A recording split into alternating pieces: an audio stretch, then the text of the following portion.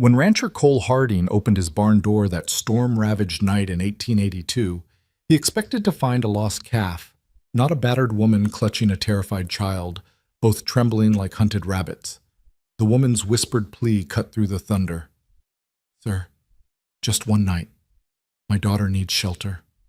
Cole saw the bruises shadowing her face, the way she positioned herself between him and the girl, ready to take any blow meant for her child. In that moment, he knew. Whoever these strangers were running from, they were running for their lives. Before we begin this journey through the harsh New Mexico territory, where love battles violence and two broken families find unexpected healing, I want to invite you to stay with us until the very end, because what happens when Cole makes his choice will change everything. And please, comment below with the city you're watching from.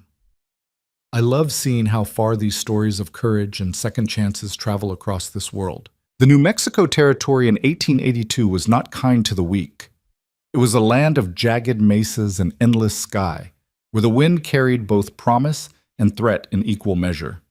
The earth cracked under a sun that showed no mercy, and when the rains finally came, they arrived like a biblical reckoning, violent, punishing, transforming dry arroyos into rushing torrents within minutes. Cole Harding knew this land in his bones. He'd carved his ranch from its unforgiving soil 15 years ago, when he'd been young and full of dreams, when Sarah had stood beside him, her hand in his, believing they could build something lasting. The ranch had prospered in its modest way. Cattle grazed on scrubland that Cole had learned to read like a book, knowing where the secret springs bubbled and which valleys held enough grass to sustain a herd through the brutal summers. But prosperity meant little when you came home to a silent house. 3 years. 3 years since consumption had taken Sarah, stealing her breath a little more each day until that final morning when Emma had climbed into bed beside her mama and found only stillness. 3 years, and Cole still couldn't enter their bedroom without feeling the weight of her absence like a stone in his chest. He'd thrown himself into the work. Work didn't require conversation. Work didn't ask questions he couldn't answer. Work didn't look at him with Sarah's eyes the way Emma sometimes did, making him feel like he was failing every single day. Emma, his daughter. 10 years old now, with her mother's dark hair and that same stubborn set to her jaw. She'd grown quiet after Sarah died, trading her childhood laughter for a careful watchfulness that broke Cole's heart more than tears ever could. They moved around each other like ghosts in their own home, speaking only when necessary, each locked in their private grief. The ranch house stood alone against the vast sky, a sturdy structure of adobe and timber that Cole had built with his own hands.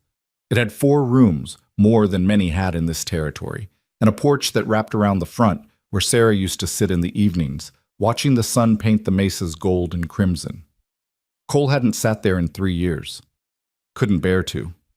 On this particular November evening, Cole stood in that same spot not by choice but necessity, studying the sky with the practiced eye of a man who'd learned to read weather like prophecy. What he saw made his jaw tighten. "Emma?" he called through the open door. "Storm's coming. Bad one." She appeared in the doorway, wiping her hands on her apron. At 10, she already knew her way around the kitchen better than most grown women, having been forced into that knowledge by tragedy. "Should I bring in extra wood?" "I'll get it. You secure the shutters on the east side. Make sure the latch on the chicken coop is fastened tight." He glanced at her, this serious little girl who should have been playing with dolls instead of preparing for storms. "This one's going to be fierce, sweetheart. The kind that takes roofs if you're not careful." Emma nodded and disappeared back inside. Cole watched the horizon, where clouds were building into towering thunderheads that looked like God's own mountains, dark and menacing. The wind had shifted, carrying that peculiar electric scent that presaged violence. The cattle would be restless tonight, pressed against the canyon walls seeking shelter. He'd checked them an hour ago, made sure none were in the low-lying areas where flash floods could rise in minutes. He spent the next hour securing everything that could be secured, tying down the barn doors, moving tools under cover, checking that the horses were comfortable in their stalls. His horse, a sturdy bay gelding named Judge, nickered softly as Cole ran a hand down his neck. "Yeah, boy, I know. You don't like these storms any more than I do." By the time he returned to the house, the first drops were falling, fat, heavy drops that hit the earth with audible impacts, each one creating a tiny crater in the dust. Within minutes, those drops became a deluge. Rain hammered the roof like 1,000 fists, and thunder rolled across the sky in waves that seemed to shake the very foundations of the house. Cole and Emma ate their supper in near silence, the storm raging outside. She'd made venison stew, Sarah's recipe, and biscuits that were only slightly burned. Cole ate without tasting, his mind on the herd, on the barn roof he'd meant to reinforce but hadn't gotten to, on all the 100 small vulnerabilities that weather like this could exploit. "Papa?" Emma's voice was small, nearly lost in the thunder. He looked up from his plate. "Yes?" "Do you think Mama can see us? From heaven?" The question hit him like a physical blow. He set down his spoon carefully, buying time. I believe she can, sweetheart." "Do you think she's disappointed that we're so sad all the time?"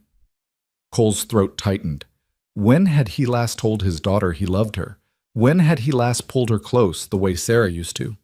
He'd been so locked in his own grief, he'd forgotten Emma was drowning in hers. "Come here," he said softly. She looked surprised, but came around the table. Cole pulled her onto his lap, something he hadn't done in months, and wrapped his arms around her. She felt so small, so fragile. "Your mama loved you more than anything in this world," he said, his voice rough. "She wouldn't be disappointed in you, not ever. And if she could see us, I think she'd want us to find a way to be happy again. I know I haven't been much of a father lately. I'm sorry for that, Emma. I'm so sorry." She buried her face against his chest, and he felt her shoulders shake with silent sobs. They sat like that for a long time, the storm raging outside, holding each other in their shared grief, while the lamplight flickered and cast dancing shadows on the walls.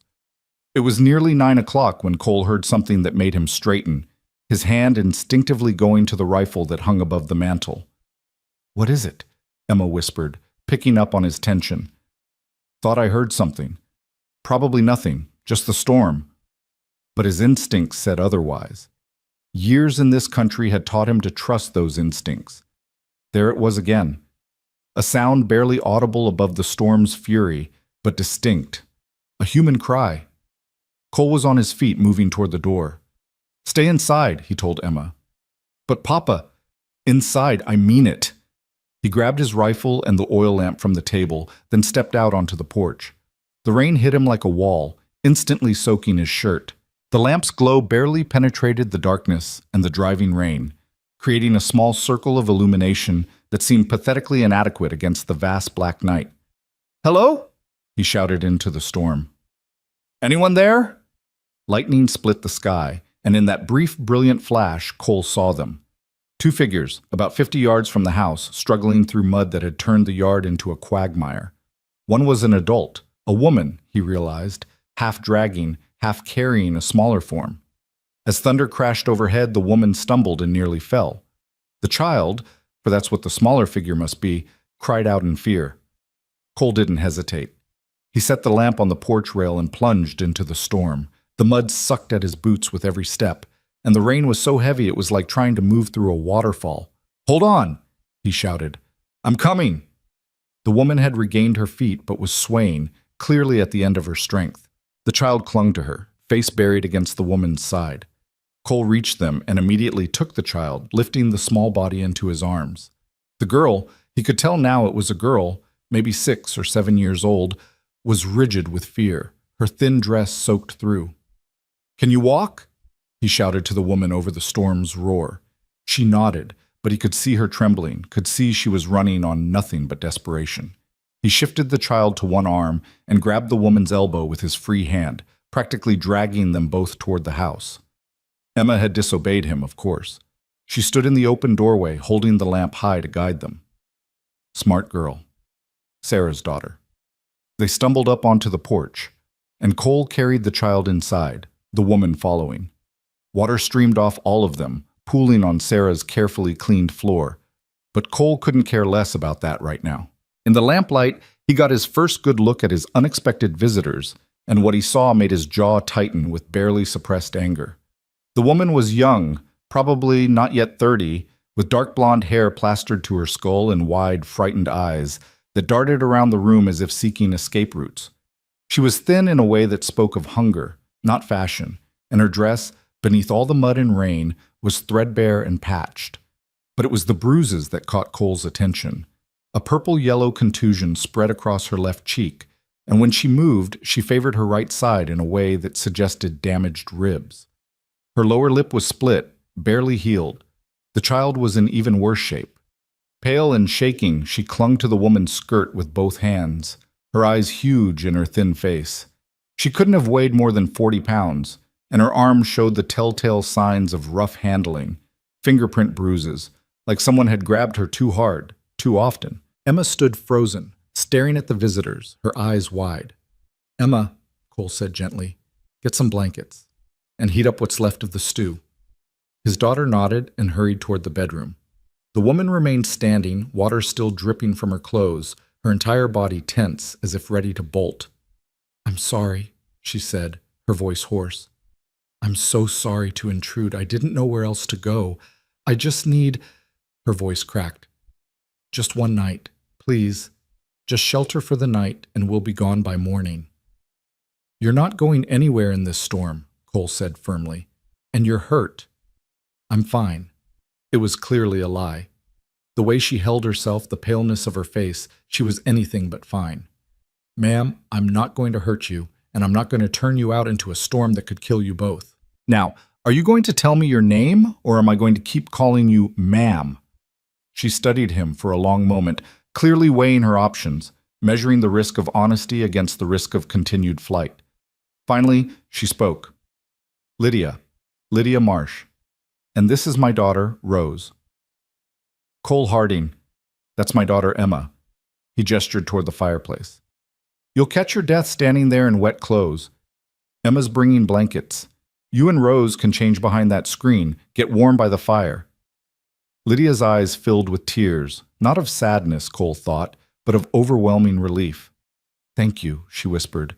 "Thank you so much. I promise we won't be any trouble. We just need, you need to get warm and dry, and your daughter needs food. We'll figure out the rest tomorrow." He paused, then asked quietly, "Is someone following you?" The fear that flashed across her face was answer enough. "I see." Cole moved to the window, peering out into the storm-lashed darkness. Nothing moved out there but rain and wind, but that didn't mean no one was coming. "Well, they won't find you tonight. No one could track anything in this weather." Emma returned with an armful of blankets and, Cole noticed with a pang, one of Sarah's old dresses. She must have gotten it from the trunk in his bedroom, where he'd packed away Sarah's things that first terrible week, unable to look at them, but unable to give them away. "Here," Emma said shyly, offering the items to Lydia. "The dress was my mama's. Papa, is it okay?" Cole's throat tightened, but he nodded. "It's okay, sweetheart. Your mama would want to help." Lydia took the dress with trembling hands, her fingers stroking the fabric reverently. "Your mother, is she—" "She died 3 years ago," Emma said simply. "But she was kind, like you seem to be." "Oh, sweetheart," Lydia's voice broke. "I'm so sorry." "Come on," Emma said, taking Rose's hand gently. "Let's get you out of those wet clothes. I'm 10. How old are you?" Rose looked up at her mother, who nodded encouragingly. 6, the girl whispered, her first word since entering the house. 6? I remember being 6. That's a wonderful age. Do you like horses?" As Emma led Rose toward the changing screen, chattering softly about the horses in the barn and how gentle Judge was, Cole caught the look on Lydia's face. Gratitude mixed with something that might have been wonder, as if simple kindness was something she'd forgotten existed. While the women and girls changed behind the screen, Cole busied himself at the stove, heating up the remaining stew and putting a kettle on for tea. He was aware of Lydia's soft voice murmuring to Rose, of Emma's gentle chatter filling the silence this house had held for so long. Something in his chest, some tight knot he'd been carrying for 3 years, began to loosen just slightly. When they emerged, Lydia in Sarah's blue calico dress, too big for her thin frame but clean and dry, and Rose wrapped in a blanket that dragged on the floor, Cole gestured to the table. "Sit, eat." "I can help," Lydia began. You can sit, Cole said firmly. Emma, set out bowls. They sat at the table, an awkward arrangement that somehow felt right despite its strangeness. Cole ladled out generous portions of stew, and he watched as Rose fell upon her food with the desperate hunger of a child who didn't know where her next meal was coming from. Lydia ate more carefully but no less hungrily, though she kept glancing at the door, at the windows, her body tense with wariness. There's plenty, Cole assured her. Eat your fill. You're very kind, Mr. Harding. Just Cole. And it's not kindness, it's human decency. Something you're... He trailed off, not wanting to speak of violence in front of the children, but Lydia understood. My husband, she said quietly, the word heavy with bitterness. Harlan Marsh. Or rather, the man who claimed to be my husband, though I learned too late that the preacher who married us was no preacher at all. Just another one of Harlan's men, dressed up to make it seem legal. Cole's expression hardened. Where is he now? Santa Fe, last I knew, but he'll come looking. Her hand tightened on her spoon. He always does. He considers Rose his property, you see, and me. I'm the vessel that gave him that property. He doesn't like losing what he thinks he owns. The cold, matter-of-fact way she spoke of such horror made Cole's blood boil, but he kept his voice calm. How long have you been running? 3 weeks. We went first to Albuquerque, but I heard he was asking around there. Then to Socorro, but same thing. I thought maybe if we kept moving, stayed ahead of him. She laughed, a hollow sound. Foolish, probably. Harlan has friends everywhere, men who owe him favors or fear him. But I had to try. I couldn't... Her voice broke. I couldn't let her grow up in that house, becoming what he wanted her to be. Emma was staring at Rose with open sympathy, and Cole could see his daughter's mind working, already forming some bond with this frightened little girl. Well, Cole said, tonight you're safe. That's what matters right now. The barn has a good loft, dry with plenty of hay. I'll set you up there with blankets and... No. Lydia's voice was sharp, then she softened it. Please, I mean, could we stay in the house?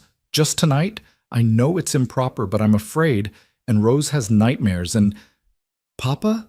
Emma said suddenly. They could sleep in my room. I don't mind. My bed is big enough for Rose and me, and Lydia could have the cot by the window. Cole hesitated. Having strange women in his house overnight was certainly improper, and in a territory where reputation meant everything, gossip could spread faster than wildfire. But one look at the hope in Lydia's eyes, at the way Rose had begun to lean against Emma, as if already seeking the comfort of that offered friendship, and he knew he couldn't refuse. All right, he said, but just for tonight.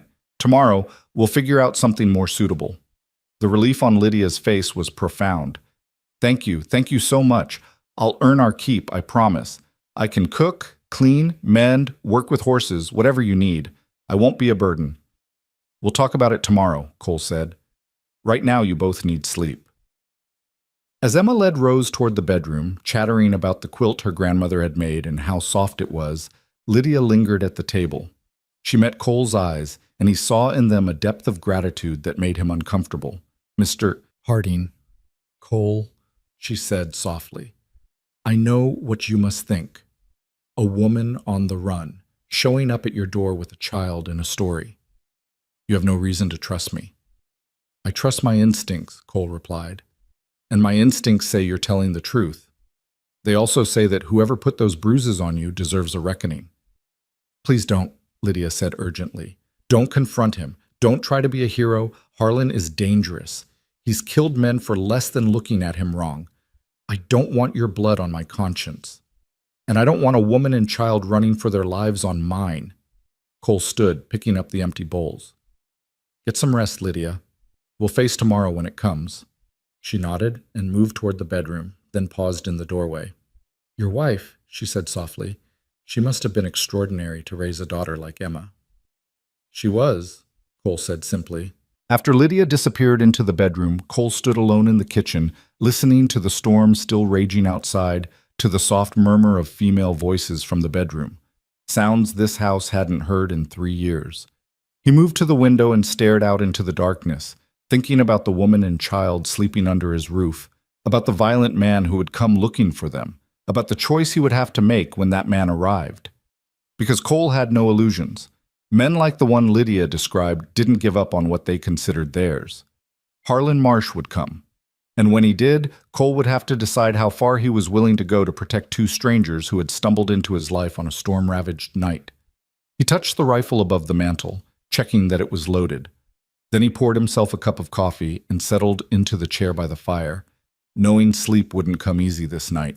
The storm raged on, but inside the house something had shifted. The silence that had been his companion for 3 years had been broken, replaced by something he couldn't quite name yet. Hope, maybe. Or purpose. Or perhaps simply the reminder that life, despite its cruelties, still held the possibility of unexpected grace. In the bedroom, Emma and Rose lay tangled together in sleep, Rose's nightmares held at bay by the warmth of new friendship. And on the cot by the window, Lydia Marsh lay awake, listening to the storm, feeling safe for the first time in years, and daring, just barely daring, to imagine a future that didn't involve running. Outside, the New Mexico night continued its violent symphony, rain and thunder and lightning painting the darkness with sound and fury. But within the sturdy walls of Cole Harding's ranch house, 4 souls, each carrying their own wounds, their own losses, had found a moment of shelter. And sometimes, Cole thought as he sat by the fire, watching the flames dance, that's all Grace was. A moment of shelter in an unforgiving storm. The question was what you did with that moment, whether you sent it back out into the cold or whether you held on to it, nurtured it, gave it a chance to become something more. By morning, the storm would pass. By morning, decisions would need to be made. But for now, for this one night, they were all safe. And that would have to be enough. Dawn broke clear and cold over the ranch, the storm having spent its fury sometime in the small hours. Cole had dozed in his chair by the fire, waking every hour or so to add wood, to listen for sounds that didn't belong. But the night had remained quiet save for the settling creak of the house and the distant lowing of cattle finding their way back from shelter. He rose stiffly as the first light painted the eastern sky pink and gold, his back protesting the night spent in the chair. The house was still silent, the bedroom door closed. He moved quietly to the kitchen, stoking the stove and setting coffee to brew, the familiar ritual grounding him after the strangeness of the previous night. He was standing at the window, watching the sun lift above the mesas, when he heard the soft pad of footsteps behind him. "I'm sorry." Lydia's voice was barely above a whisper. "I didn't mean to disturb you." Cole turned. She stood in the doorway wearing the same borrowed dress, her hair hanging loose around her shoulders.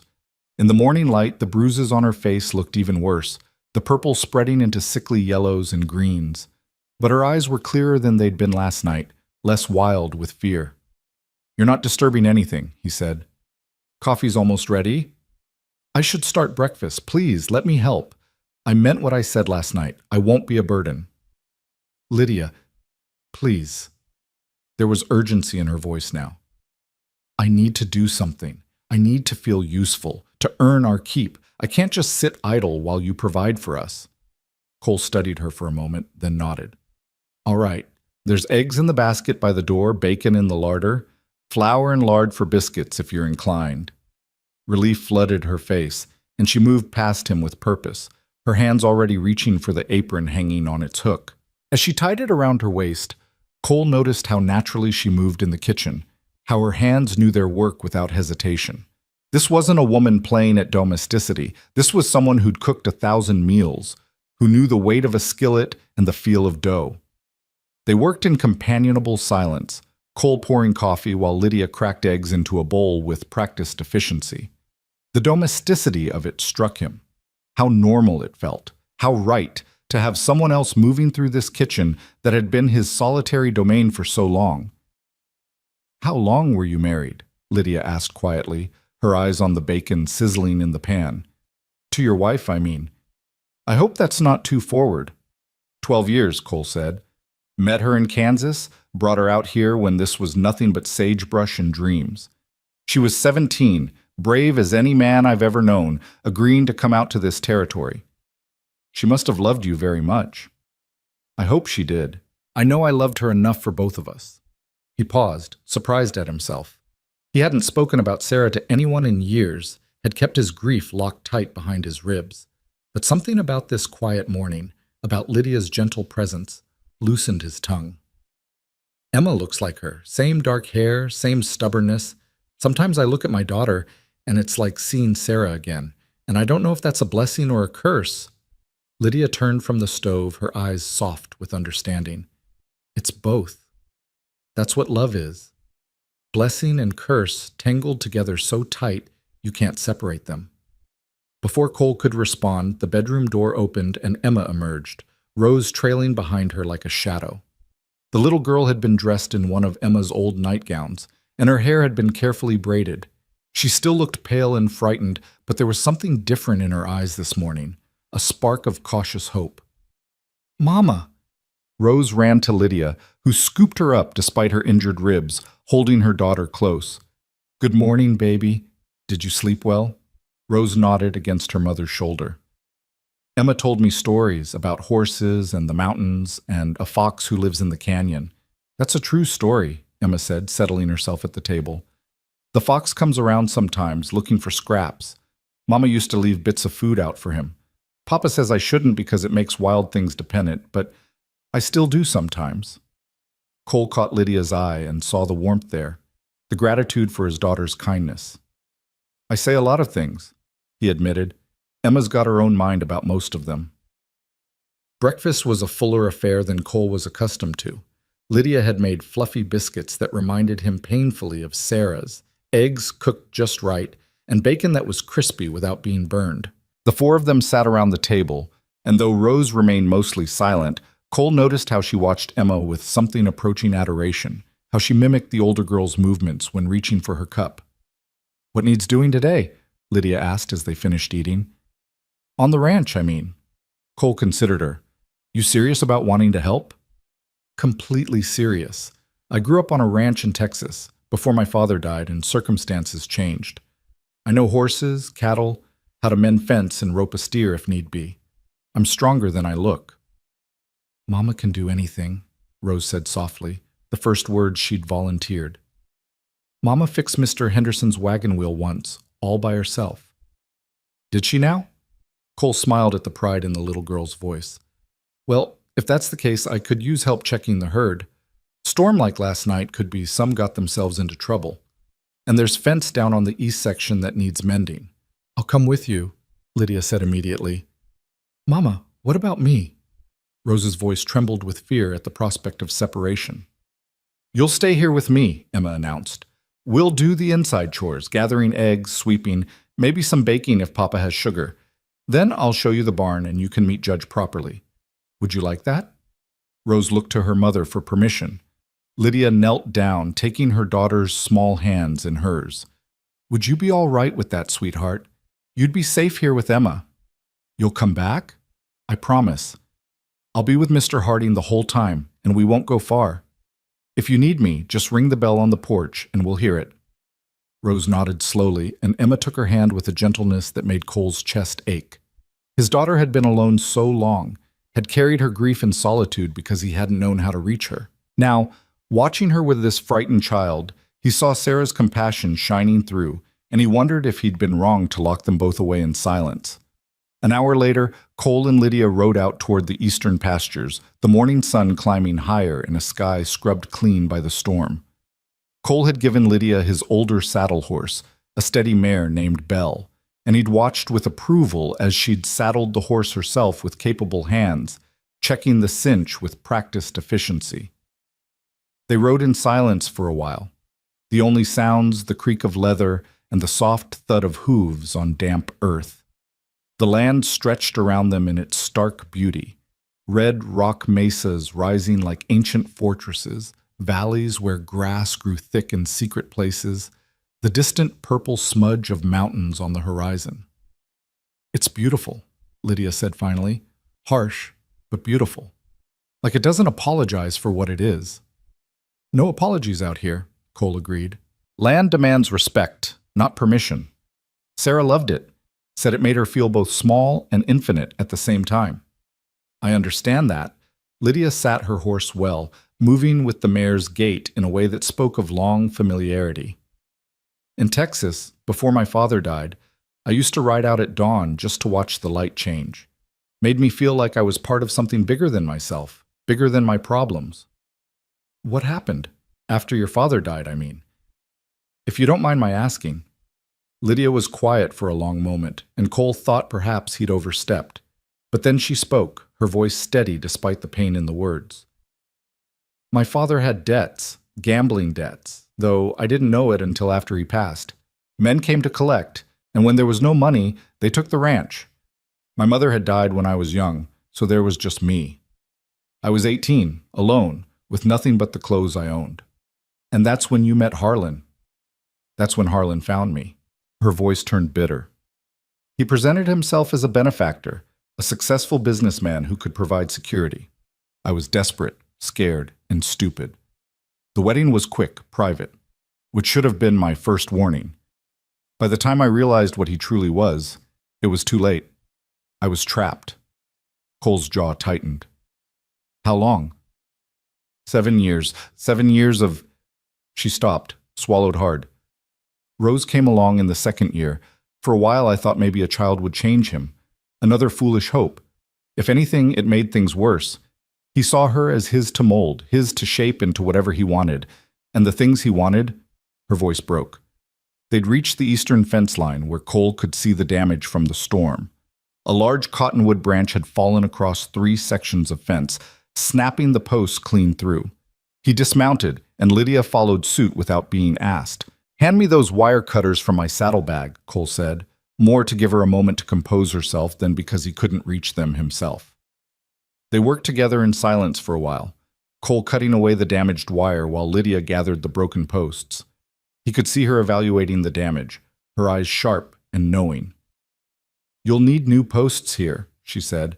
These are rotted at the base anyway. The storm just finished what time started, and the wire should be replaced entirely on this section. It's stretched too thin, weakened. Cole looked at her with new respect. You do know ranch work. I told you I did. There was a hint of pride in her voice.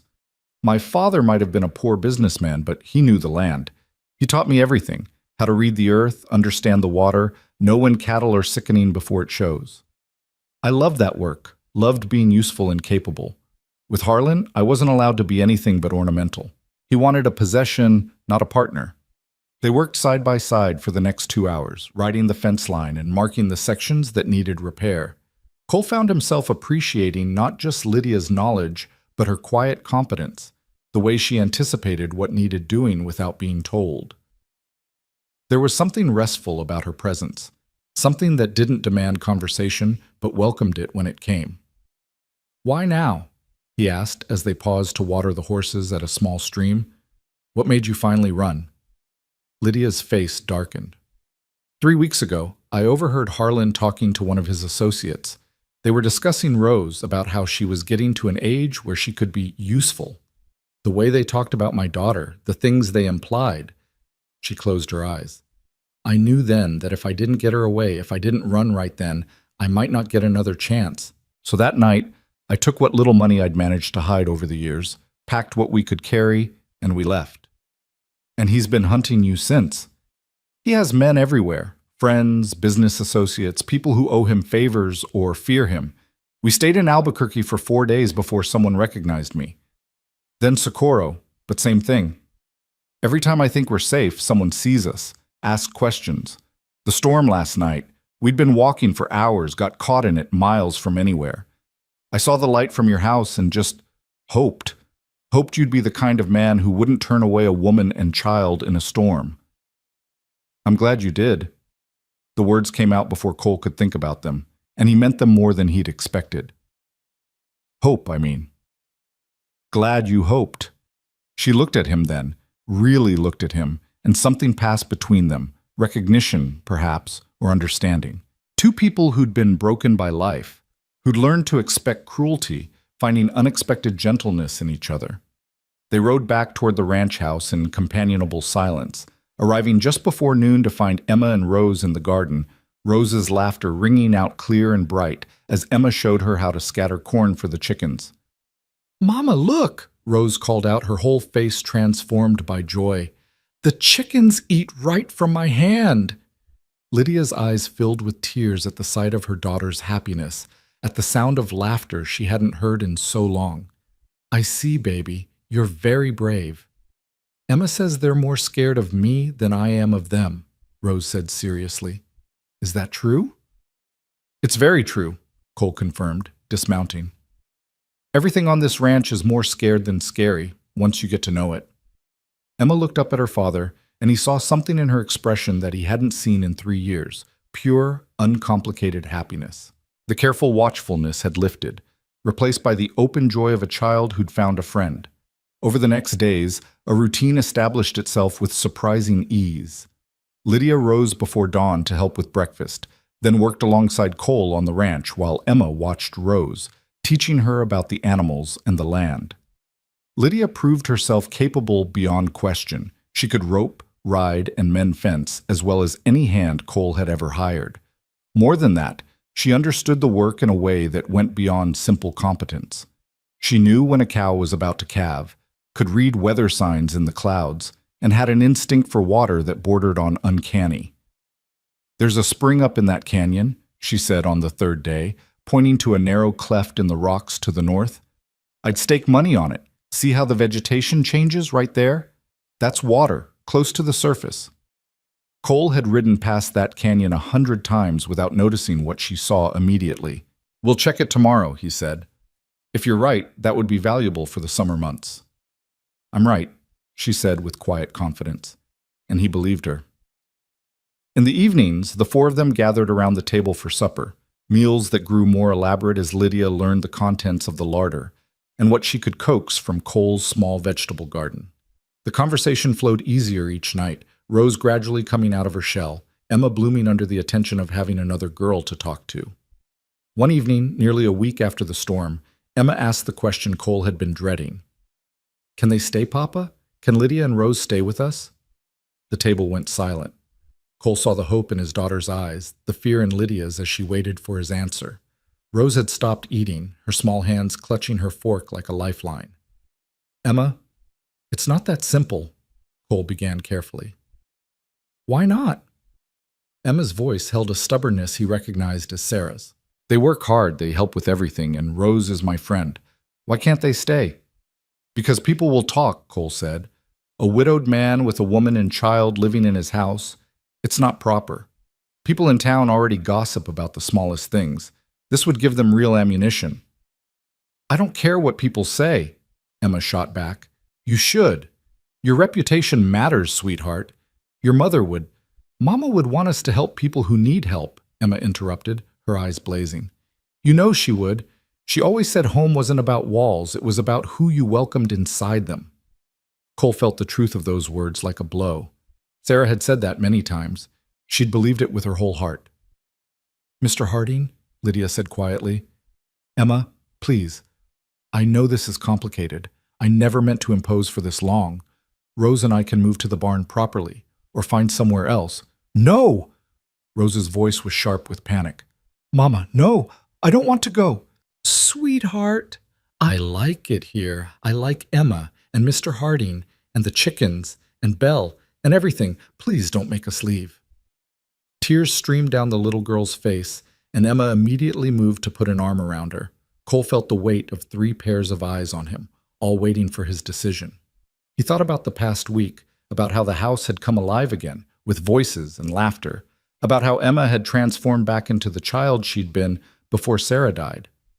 He thought about Lydia's capable hands and quiet strength, about Rose's tentative smiles and growing confidence. But he also thought about Harlan Marsh, about the danger that might be coming, about the gossip that could ruin Emma's prospects, about the complexity of the situation he'd be creating. Let me think on it, he said finally. This isn't a decision to make lightly. There are consequences either way. Lydia nodded, understanding in her eyes, but Emma looked mutinous, and Rose's tears continued to fall silently into her plate. That night, after the girls had gone to bed, Cole found Lydia on the porch, staring out at the star-scattered sky. He brought 2 cups of coffee and settled into the chair beside her.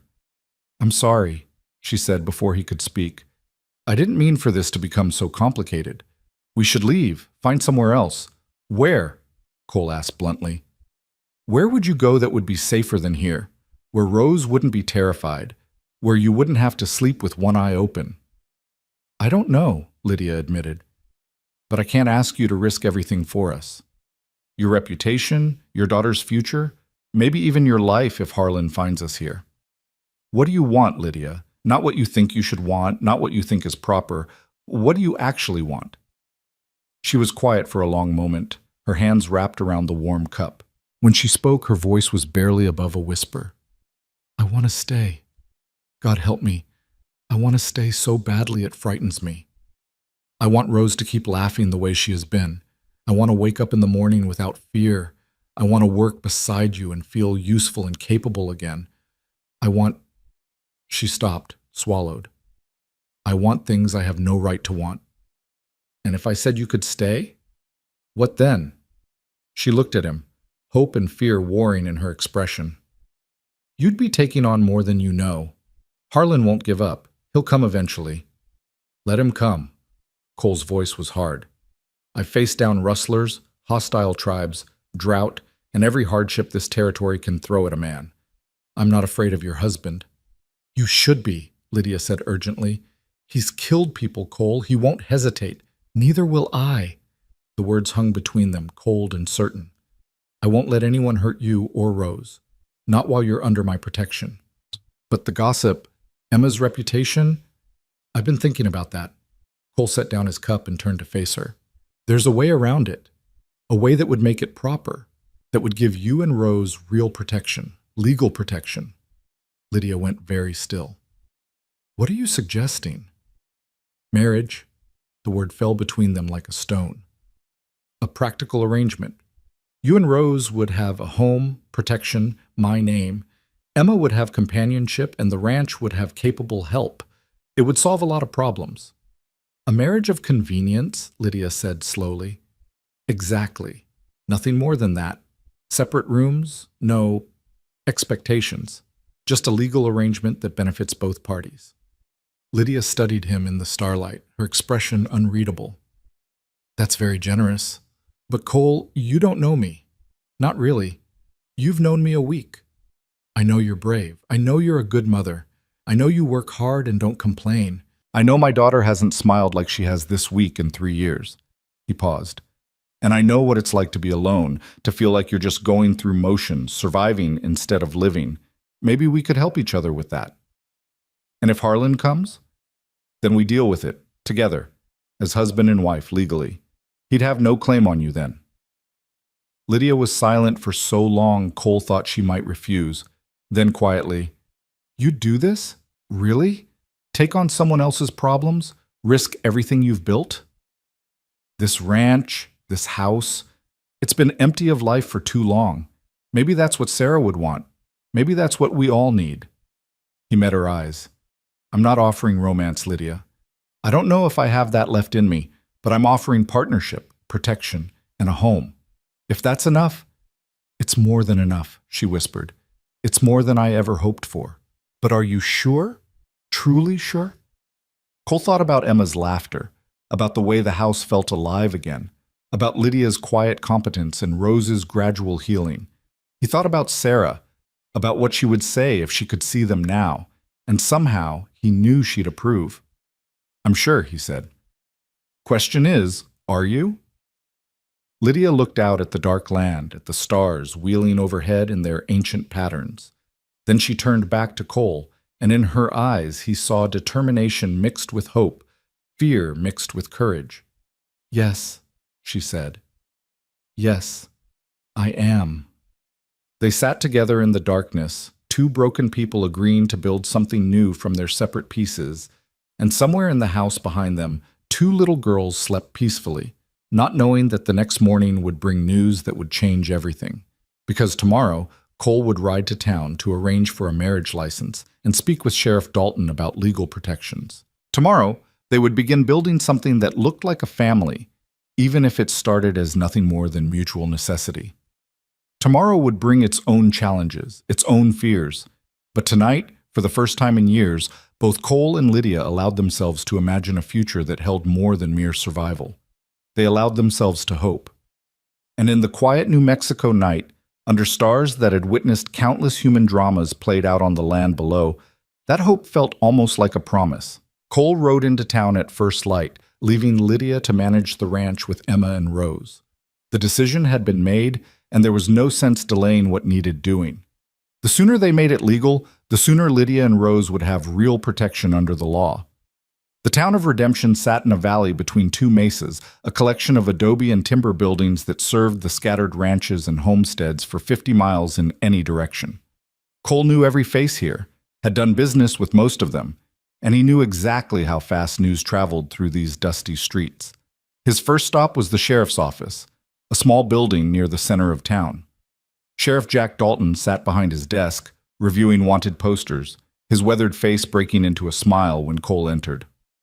"Cole Harding, haven't seen you in weeks. Thought maybe you'd finally been carried off by one of those dust storms you're always predicting." Dalton stood, extending his hand. Cole shook it firmly. "Need to talk to you, Jack, privately." The sheriff's expression shifted, his lawman's instincts kicking in. He gestured to a chair and closed the door. "What's the trouble?" "Got a woman and child at my place. They showed up during that storm last week, running from someone. The woman's name is Lydia Marsh, and she's got reason to be scared. Her husband, or the man claiming to be her husband, is named Harlan Reeves." Dalton's face went hard. "Harlan Reeves out of Santa Fe? You know him?" "Know of him. Mean son of a bitch with connections to some rough characters. Runs a freight business that everyone suspects is a front for something worse, but nobody's ever been able to prove it. Word is he's killed at least 3 men, but witnesses have a way of disappearing when it comes to testifying." Dalton leaned back in his chair. "What's his connection to this woman?" Cole explained the situation, the false marriage, the abuse, Lydia's escape with Rose, the danger that followed them. Dalton listened without interrupting, his expression growing grimmer with each detail. "So you're harboring a fugitive," Dalton said when Cole finished. "She's not a fugitive. She's running from a violent man who claims ownership of her and a child. In the eyes of the law, if he can prove marriage, the marriage wasn't legal. The preacher was one of Reeves's men." "Can she prove that?" Dalton asked pointedly.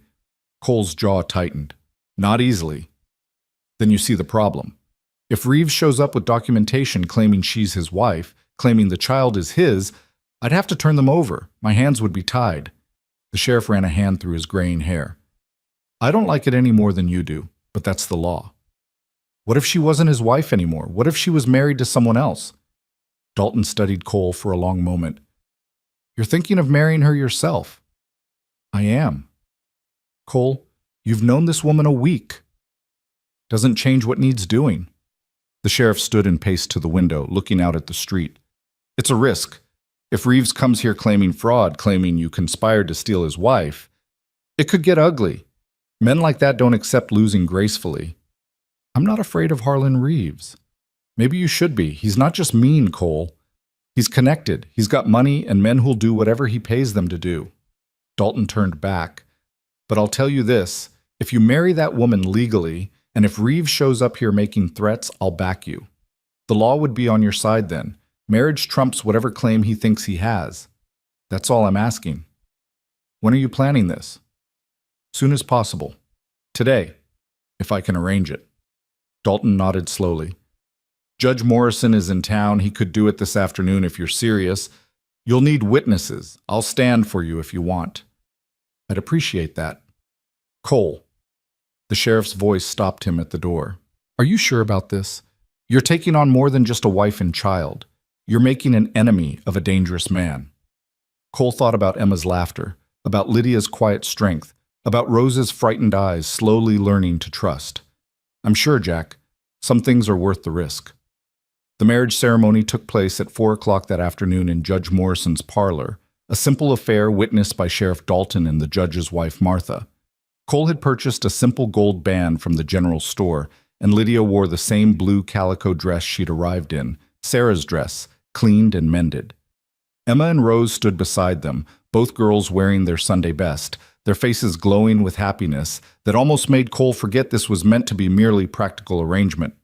Judge Morrison was a heavy-set man with kind eyes who'd known Cole for years. He'd presided over Cole and Sarah's wedding 12 years ago, and there was understanding in his expression as he opened his Bible. Dearly beloved, we are gathered here today to join this man and this woman in holy matrimony. His voice was solemn, carrying the weight of tradition. Cole Harding, do you take Lydia Marsh to be your lawfully wedded wife, to have and to hold from this day forward, for better or worse, for richer or poorer, in sickness and in health, until death do you part? Cole looked at Lydia, at this woman he barely knew but was binding his life to, and said clearly, I do. And Lydia Marsh, do you take Cole Harding to be your lawfully wedded husband, to have and to hold from this day forward, for better or worse, for richer or poorer, in sickness and in health, until death do you part? Lydia's voice was steady despite the tears in her eyes. I do. Cole slipped the ring onto her finger, and the judge pronounced them husband and wife. When he said, you may kiss the bride, Cole hesitated, and Lydia did too, both remembering this was supposed to be a practical arrangement. But Emma and Rose were watching with such hopeful expressions that Cole leaned in and pressed a chaste kiss to Lydia's cheek, and she returned it, her hand briefly touching his. Martha Morrison produced a small cake she'd baked for the occasion, and they shared it in the judge's parlor, making polite conversation while the marriage certificate was signed and witnessed. When it was done, Cole carefully folded the document and placed it in his coat pocket. Legal proof that Lydia Marsh was now Lydia Harding, that Rose was now his stepdaughter, that Harlan Reeves had no claim on either of them. They were walking back to the wagon when Sheriff Dalton caught Cole's arm. Word of advice, get them home and stay alert. If Reeves has people watching for them, news of this marriage will reach him fast. He won't take it well. I'm counting on that, Cole said grimly. Better he comes at me directly than keeps hunting them in the shadows. The ride back to the ranch was quiet. Emma and Rose sat in the wagon bed, whispering and giggling together, but Cole and Lydia were both lost in their own thoughts. The reality of what they'd done was settling over them like a weight. Thank you, Lydia said finally, breaking the silence. I know this isn't what you wanted. I know this complicates your life, but thank you for giving us a chance. Nothing to thank me for. It was the right thing to do. Was it? She turned to look at him. Or was it the dangerous thing? Jack Dalton is right. Harlan won't let this go. Good. I'm tired of waiting for trouble to find us. At least this way, when it comes, we'll be ready. You don't know what he's capable of, and he doesn't know what I'm capable of. Cole's voice was hard. I've protected this ranch through Indian raids, rustler attacks, and every natural disaster this territory could throw at me. I'm not about to let one mean son of a bitch take what's mine. What's yours? Lydia repeated softly. Is that what we are now? Rose and me?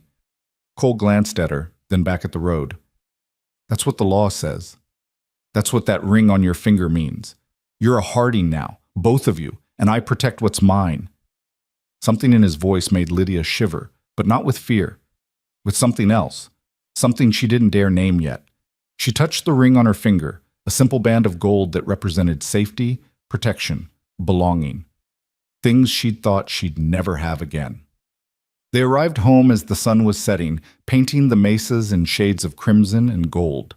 As Cole helped Lydia down from the wagon, they both froze. The front door of the house stood open, though Cole distinctly remembered closing it. And in the yard, 3 horses were tied to the porch rail, horses that didn't belong there. Take the girls to the barn, Cole said quietly, his hand moving to the rifle under the wagon seat. Stay there until I come for you. Cole? Now, Lydia. She didn't argue, just gathered Rose while Emma helped her down from the wagon. Cole watched them hurry toward the barn, then turned his attention to the house. His hand was steady on the rifle as he approached the porch, his senses alert for any sound, any movement. No need for that, friend. A man stepped into the doorway, hands raised to show they were empty. He was tall and lean, with cold eyes and a smile that didn't reach them. We're not here for trouble, just looking for something that belongs to our associate. Then you're trespassing on my property, and you've got about 10 seconds to explain yourself before I start shooting.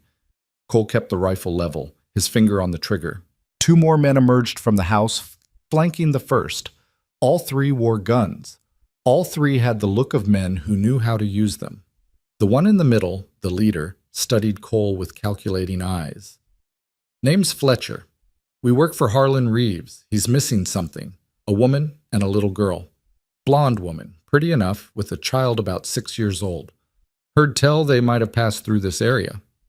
Haven't seen anyone matching that description, Cole lied smoothly. Fletcher's smile widened, turning cruel. That's funny, because we just talked to a shopkeeper in town who said you got married today, to a woman matching that exact description, with a little girl in tow. Cole's grip tightened on the rifle. My wife's none of your business. Oh, but she is. See, she belongs to Mr. Reeves. That makes her very much our business. She doesn't belong to anyone but herself. And now she's legally married to me, which means whatever claim Reeves thinks he has is void. The law might see it that way, Fletcher agreed. But Mr. Reeves? He sees it different. He sees a woman who stole from him, ran out on a legal marriage, took his child. He wants what's his. The marriage wasn't legal, and the child is her daughter, not his. You got proof of that? Fletcher's eyes glinted with malice. Because Mr. Reeves has documentation saying otherwise. Marriage certificate, birth records, all legal and proper. Can you say the same? Cole's mind raced. Could Reeves have forged documents? Of course he could. With money and connections, a man could create any paper trail he wanted. Get off my land, Cole said coldly. Tell Reeves that Lydia is my wife now, that Rose is my daughter. If he has a problem with that, he can take it up with the law. Oh, he'll take it up with something, all right. Fletcher stepped down from the porch, his men following. But it won't be the law. Mr. Reeves doesn't need badges to get what belongs to him. Is that a threat? That's a promise, friend. You've made a powerful enemy today. Might have been smarter to just hand them over, save yourself a world of hurt. I don't hand over women and children to men who beat them. Something flickered in Fletcher's expression, surprise, maybe, that Cole knew about the abuse. That's between a man and his wife. Not anymore, it isn't. Cole raised the rifle slightly. Now get on your horses and ride out. If I see any of you on my property again, I won't bother with warnings. Fletcher studied him for a long moment, then laughed, a cold, humorless sound. You're a brave man, Harding. Stupid but brave. Mr. Reeves appreciates bravery, makes it more satisfying when he breaks it. The three men mounted their horses, but Fletcher paused before riding out. He'll come for them himself, soon. And when he does, that rifle won't be enough. Nothing will be enough. You should have stayed out of this. They rode off into the gathering darkness, and Cole stood watching until they disappeared from view. Only then did he lower the rifle, his hand shaking slightly from the adrenaline. He'd faced down dangerous men before, but something about Fletcher's cold certainty had chilled him. This wasn't over. It was just beginning. He walked to the barn where he found Lydia standing just inside the door, Rose clutched against her side, Emma gripping her other hand. All three faces were pale with fear. They're gone, Cole said. For now, Lydia whispered, but they'll be back. Harlan will come. Her voice broke. I should leave. I should take Rose and go before... You're not going anywhere. Cole set the rifle aside and took her shoulders gently. You're my wife, Lydia. You and Rose are under my protection. Running won't solve anything. He'd just keep hunting you. But he'll hurt you. He'll hurt Emma. He'll try. Cole's voice was steel. But I'm not some helpless victim, and this isn't my first fight. We're going to stand our ground. Cole, you don't understand what you're up against. Then help me understand. Tell me everything about Harlan Reeves, his habits, his weaknesses, how he thinks. If we're going to fight him, I need to know what we're facing. They spent the evening preparing. Cole sent Emma to the Johnsons' ranch 5 miles south, despite her protests. Mrs. Johnson was a tough frontier woman who'd raised 6 sons and wasn't afraid of trouble, and Cole knew Emma would be safe there. Rose wanted to go with her, but Lydia held firm. She wouldn't be separated from her daughter again. After Emma left, reluctantly, on Bell with promises she'd be sent for. The moment danger passed, Cole and Lydia turned the ranch house into a fortress. They shuttered the windows, moved furniture to create barriers, loaded every weapon Cole owned, and positioned supplies where they could be reached quickly. He'll come with men, Lydia said as they worked. At least 4 or 5, maybe more. He likes to overwhelm, to use numbers to intimidate. But he's not stupid. He'll wait until he thinks he has the advantage. What kind of advantage? He'll watch the house, learn your routines, wait until you're vulnerable. Maybe catch you away from the house, or attack at night when you're sleeping. She paused. And he'll use Rose against me. He knows I'll do anything to protect her. That's why she stays in the house, in the most secure room, and that's why you stay armed. Cole handed her a Colt revolver. You know how to use this? My father taught me. She checked the cylinder with practiced ease, her hands steady. But Cole, I can't promise I won't break if he threatens Rose. I can't. You won't have to. We'll keep her safe. He met her eyes. I promise you that, Lydia. Whatever happens, Rose stays safe. They took turns keeping watch that night, one sleeping while the other sat by the window with a rifle. Cole took the first shift, his eyes scanning the darkness for any sign of movement. Around midnight, Lydia emerged from the bedroom, wrapped in a shawl. Can't sleep? Cole asked. Every time I close my eyes, I see his face. I hear his voice. She settled into the chair beside him. 7 years I lived with that fear. 7 years of walking on eggshells, of trying to be invisible, of protecting Rose from his attention. And now you're fighting back. Because I have no choice. Because you gave me no choice. She looked at him. Why are you doing this, Cole? Really? It's more than just helping a stranger. You could have sent us to the law, let them handle it. But instead you married me, made yourself a target. Why? Cole was quiet for a long moment, watching the stars wheel overhead through the window. When he spoke, his voice was thoughtful, honest. When Sarah died, something in me died too. I kept going through the motions, working the ranch, raising Emma, but I was just existing, not living. The house was silent. Emma was silent. I was silent. We were ghosts living in an empty place. He turned to look at Lydia. Then you showed up in that storm, and suddenly the house wasn't silent anymore. Emma was laughing again. I was talking again, thinking about something other than just surviving the next day. You and Rose reminded me what it felt like to have a home instead of just a house. That's not a reason to risk your life, isn't it? What's life worth if you're not willing to risk it for something? I spent 3 years playing it safe, locking myself away from anything that could hurt me. And you know what? It hurt anyway. The loneliness hurt. Watching my daughter fade away hurt.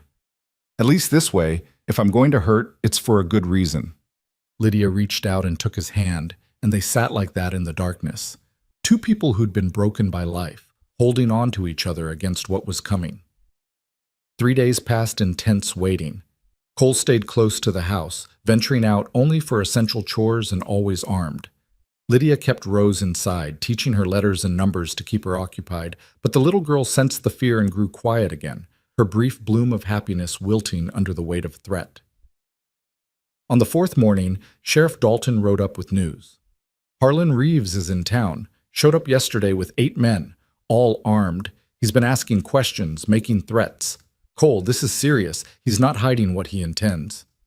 Then let him come. Cole's voice was hard. He will, but not the way you expect. Dalton dismounted, his expression grim. He filed a complaint with Judge Morrison, claiming you kidnapped his wife and child. He's got documents, marriage certificate, birth records for the girl. They look legitimate. They're forgeries. Maybe so, but they're good ones. And without proof they're fake, the judge's hands are tied. Reeves is demanding the law force you to return them. Lydia, who'd been listening from the doorway, went pale. No, he can't. Judge Morrison is stalling, Dalton continued.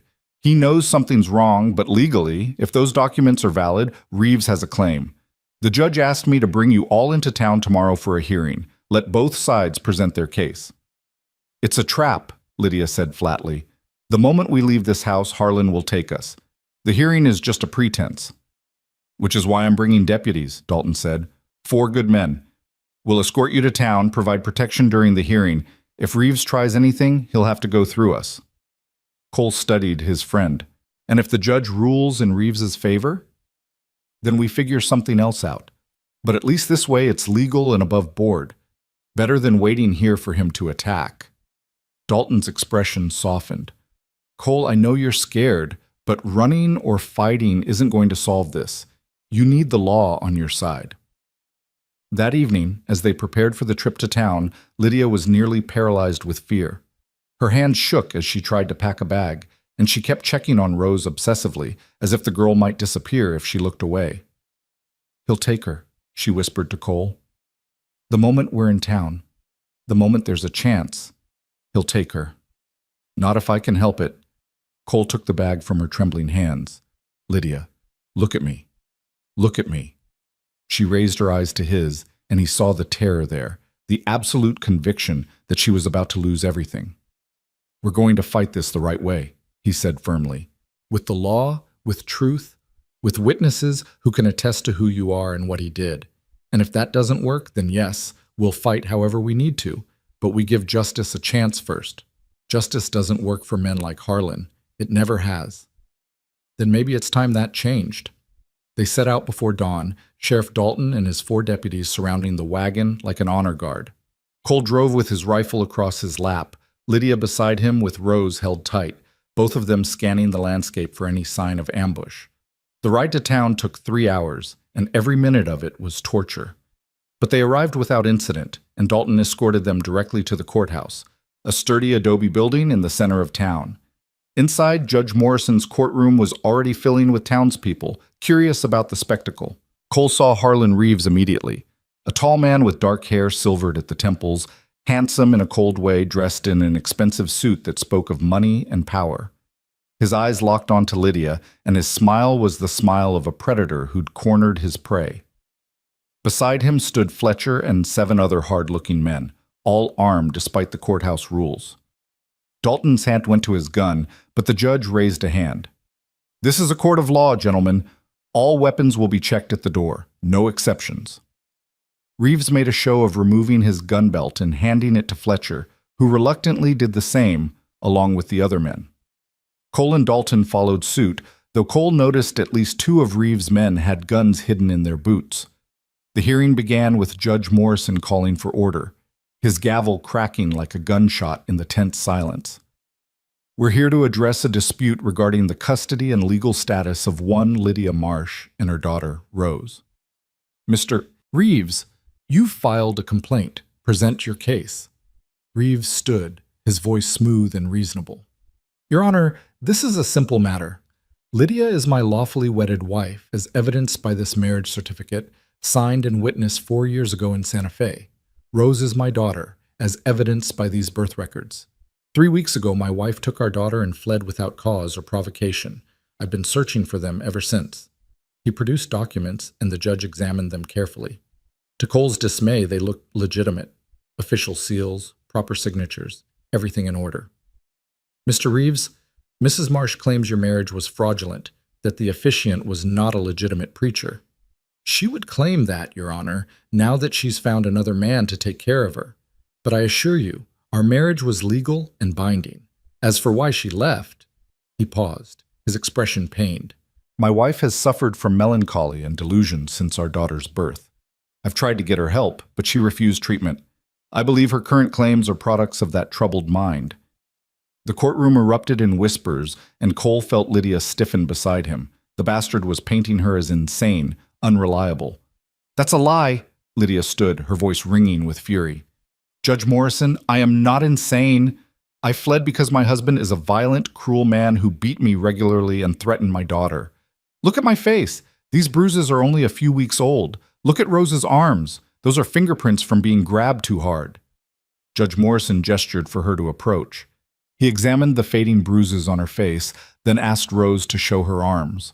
The little girl obeyed reluctantly, and the courtroom went silent at the sight of the marks there. "Mr. Reeves, can you explain these injuries?" Reeves's expression was perfectly crafted, concerned but not guilty. "Your Honor, my wife is clumsy, has been since her illness began. She falls frequently. And Rose, children bruise easily. I would never harm either of them. I love them." "He's lying!" Lydia's voice broke. "Every word is a lie." "Mrs. Harding," the judge said gently, "I understand you're upset, but—" "Mrs. Marsh," Reeves interrupted smoothly. "She may have gone through some ceremony with Mr. Harding, but as she was already married to me, that ceremony is invalid. She is still my wife, legally and morally." Cole stood. "Judge, I have our marriage certificate right here, legal and properly witnessed. A marriage to a married woman is bigamy, Mr. Harding. If Mr. Reeves' documents are legitimate, then your marriage is void. The trap was closing. Cole could see it in Reeves' smile, in the way the man's eyes gleamed with triumph. He'd planned this perfectly. Use the law as a weapon, knowing a frontier judge would have no way to verify documents from Santa Fe, knowing that Lydia's word against his documentation would count for nothing. Your Honor, Sheriff Dalton spoke up, I'd like to request a continuance. Time to verify these documents with authorities in Santa Fe to investigate Mr. Reeves's claims properly. How long would that take, Sheriff? Could be weeks, maybe months. Reeves stood again. Your Honor, with respect, I've been separated from my family for nearly a month. Every day my daughter spends with strangers is another day of trauma for her. I request that you return them to my custody immediately while this investigation proceeds. No! Lydia grabbed Rose, who'd begun to cry. You can't give us to him, please. Judge Morrison looked genuinely troubled, his eyes moving from Reeves' confident face to Lydia's terrified one, from the documents before him to the bruises on mother and daughter. This is complicated, he began. Mr. Reeves, your documents appear legitimate, but Mrs. Harding's injuries are concerning. I'm inclined... He never finished the sentence. The courthouse door burst open and 3 men rushed in, guns drawn. But these weren't Reeves' men. They were townspeople, led by Thomas Baker, who owned the general store. Judge, sorry to interrupt, but you need to hear this. All of you need to hear this. Baker gestured, and an older man stepped forward, nervous but determined. That's him, the old man said, pointing at Reeves. That's the man who paid me $50 to forge those documents. I'm a clerk in Santa Fe. He came to me 6 months ago, said he needed marriage and birth certificates that looked official. I didn't ask questions. I needed the money. But when I heard he was using them to claim a woman and child, I couldn't stay silent. The courtroom exploded. Reeves's face went purple with rage, and he lunged for the old man, but Dalton was faster, drawing a hidden revolver and leveling it at Reeves's chest. Don't move, the sheriff said coldly, or I'll drop you where you stand. Reeves froze, then smiled, that cold, terrible smile. This changes nothing. You have no proof that Clerk is telling the truth. It's his word against mine. Actually, Judge Morrison said, his voice hard as stone, it's his word, combined with your documented history of violence. Yes, Mr. Reeves, I sent my own inquiries to Santa Fe when this case first came to my attention. Combined with the physical evidence of abuse, combined with Mrs. Harding's testimony, that's more than enough to invalidate your claim. You can't. I can, and I am. The documents are fraudulent. Your marriage to Mrs. Marsh never existed, and you have no legal claim to either her or the child. Furthermore, I'm ordering your immediate arrest for fraud, for assault, and for attempted kidnapping. Sheriff Dalton, take him into custody. But Reeves wasn't finished. In a move that shocked everyone, he drew a hidden knife from his boot and grabbed Rose, who'd wandered too close in the confusion. The little girl screamed as he held the blade to her throat. Nobody moves! Reeves backed toward the door, dragging Rose with him. Or I'll cut her throat right here. Lydia, you're coming with me, now, or your daughter dies. Time seemed to stop. Lydia stood frozen, her face white with terror. Cole saw Dalton trying to get a clear shot, but couldn't without risking Rose. The courthouse had descended into chaos, people screaming and scrambling for cover. And then Emma appeared in the doorway behind Reeves. She must have slipped away from the Johnsons' ranch, must have ridden hard to town, because she was there, small and fierce, holding Cole's spare revolver with both hands. Let her go, Emma said, her voice steady despite her obvious fear. Let Rose go right now. Reeves laughed. Little girl, you don't even know how to use that. Emma fired. The shot went wide. She wasn't aiming at Reeves, just trying to make him release Rose, but the sound was enough. Reeves flinched, his grip loosening for just a second, and Rose twisted free and dropped to the floor. Dalton didn't hesitate.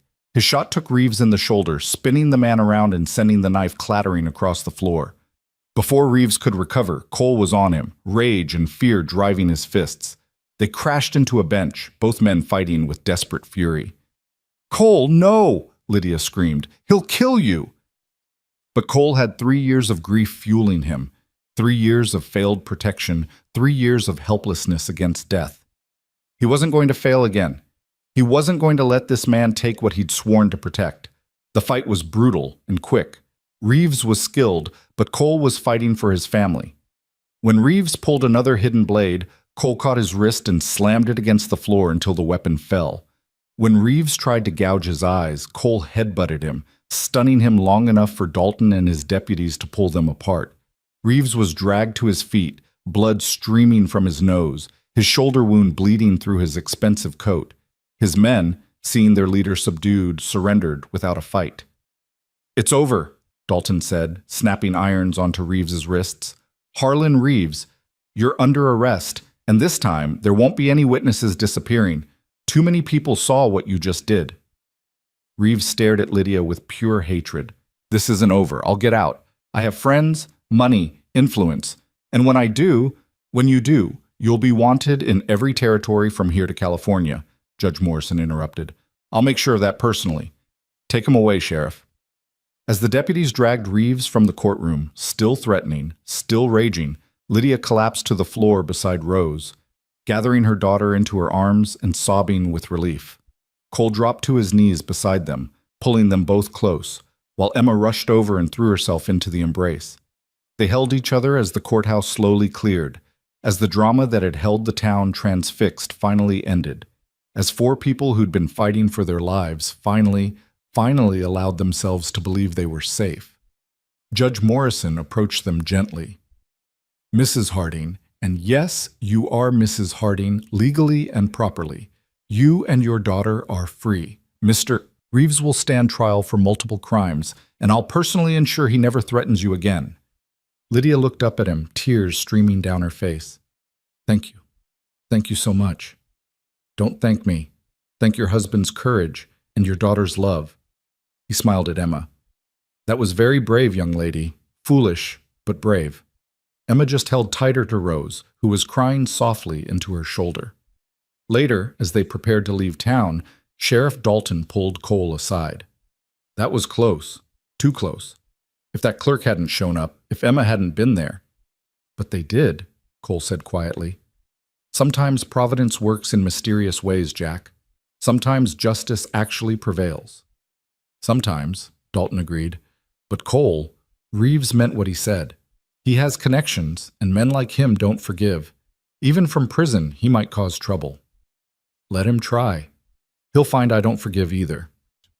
They rode home as the sun was setting, the wagon carrying 4 people instead of the 2 it had carried away. Emma sat with Rose, the 2 girls holding hands and whispering together. Cole and Lydia sat in front, not speaking, both processing what had happened, what they'd survived. As the ranch house came into view, Lydia finally spoke. "We're really free. He can't hurt us anymore." "No," Cole agreed. "He can't. I don't know how to thank you. You risked everything. Lydia." He stopped the wagon and turned to face her. "You're my wife. Rose is my daughter. Emma has a sister. We're a family now. Not because the law says so, but because we chose it, because we fought for it." Tears spilled down her cheeks. "A family.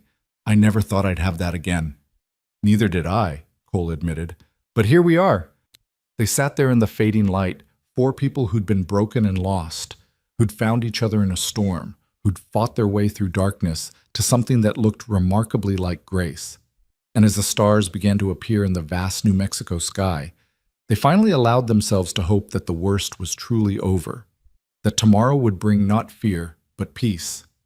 That home was not just a place, but the people you chose to stand beside when the world tried to tear you apart. The weeks following the courthouse confrontation settled over the ranch like a gentle rain after drought. For the first time since that storm-ravaged night when Lydia and Rose had stumbled into their lives, the weight of fear began to lift. Word had spread through the territory about Harlan Reeves' arrest, about the fraud he'd attempted, about the violence he'd shown in open court.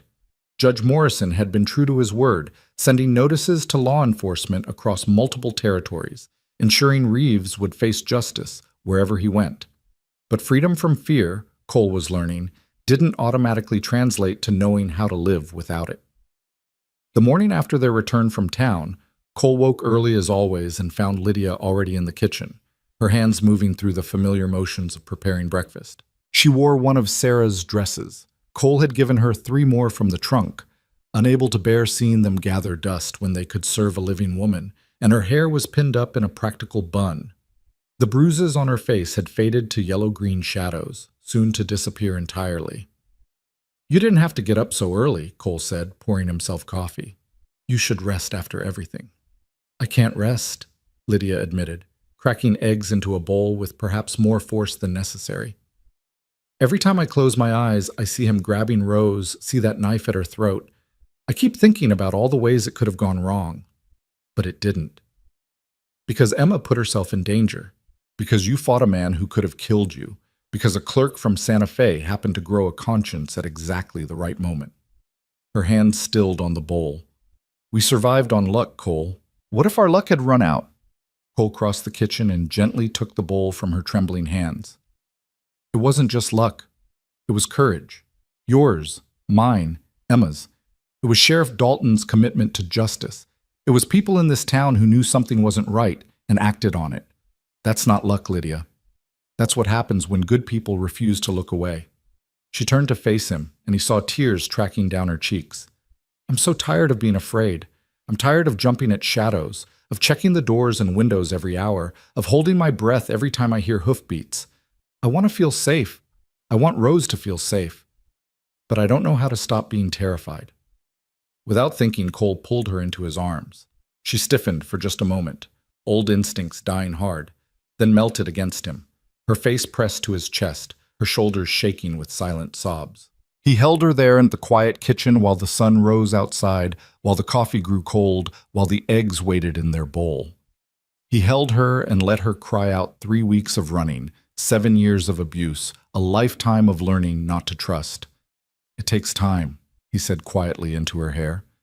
"After Sarah died, I was afraid too. Afraid to hope, afraid to feel, afraid that if I let myself care about anything, I'd lose it. It took 3 years of living like a ghost before you and Rose showed me I was already losing everything that mattered by being afraid."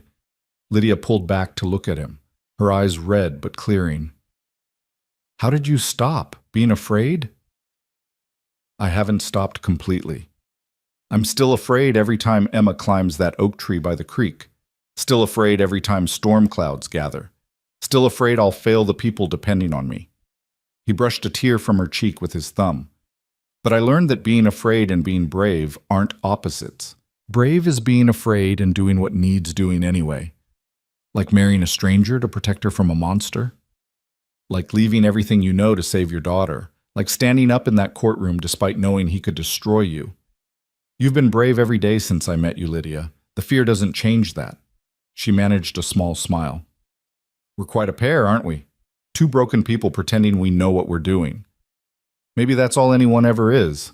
Cole reluctantly released her, stepping back to a more proper distance. The feel of her in his arms had been unexpectedly right, unexpectedly comfortable, and that realization brought its own kind of fear. This was supposed to be a practical arrangement, he reminded himself. Protection and partnership, nothing more. But the way his heart had felt holding her suggested his heart hadn't received that message. The morning routine continued, and soon Emma and Rose emerged from the bedroom, Rose clinging to Emma's hand the way she had those first few days. The trauma of being grabbed by Reeves, of having a knife at her throat, had sent the little girl backward in the progress she'd made. She'd barely spoken since the courthouse, and she refused to leave Emma's side. "Good morning, baby," Lydia said, forcing brightness into her voice. "Did you sleep well?"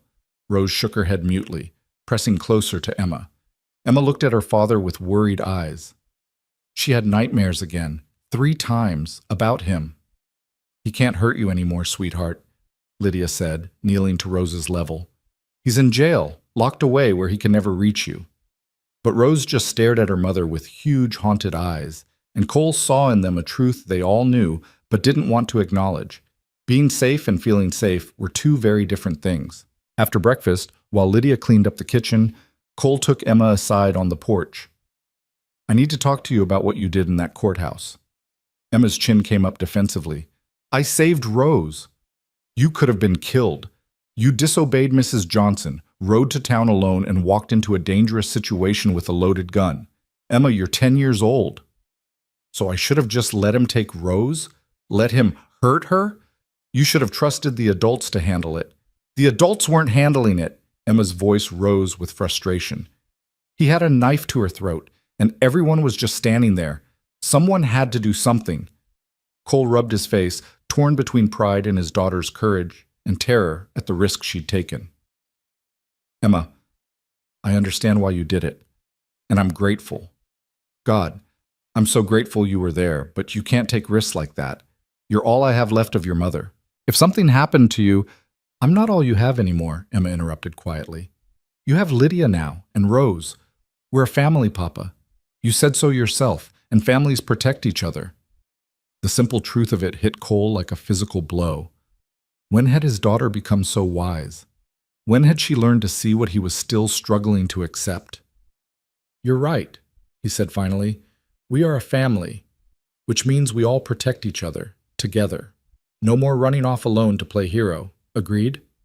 Agreed, Emma said. Then, tentatively, Papa, do you love Lydia? The question caught him off guard. It's complicated, sweetheart. Why? Because of Mama? Partly. And because Lydia and I married for practical reasons, to protect her and Rose. Love wasn't part of the agreement. Emma studied him with those two knowing eyes. But do you love her? Cole looked through the window into the kitchen, where Lydia was teaching Rose to knead bread dough, both of them dusted with flour, Lydia's laugh ringing out at something Rose had whispered. His chest tightened with an emotion he wasn't ready to name. I don't know, he admitted. I know I care about her. I know I want to protect her, want her to be happy. I know the house feels more like home with her in it.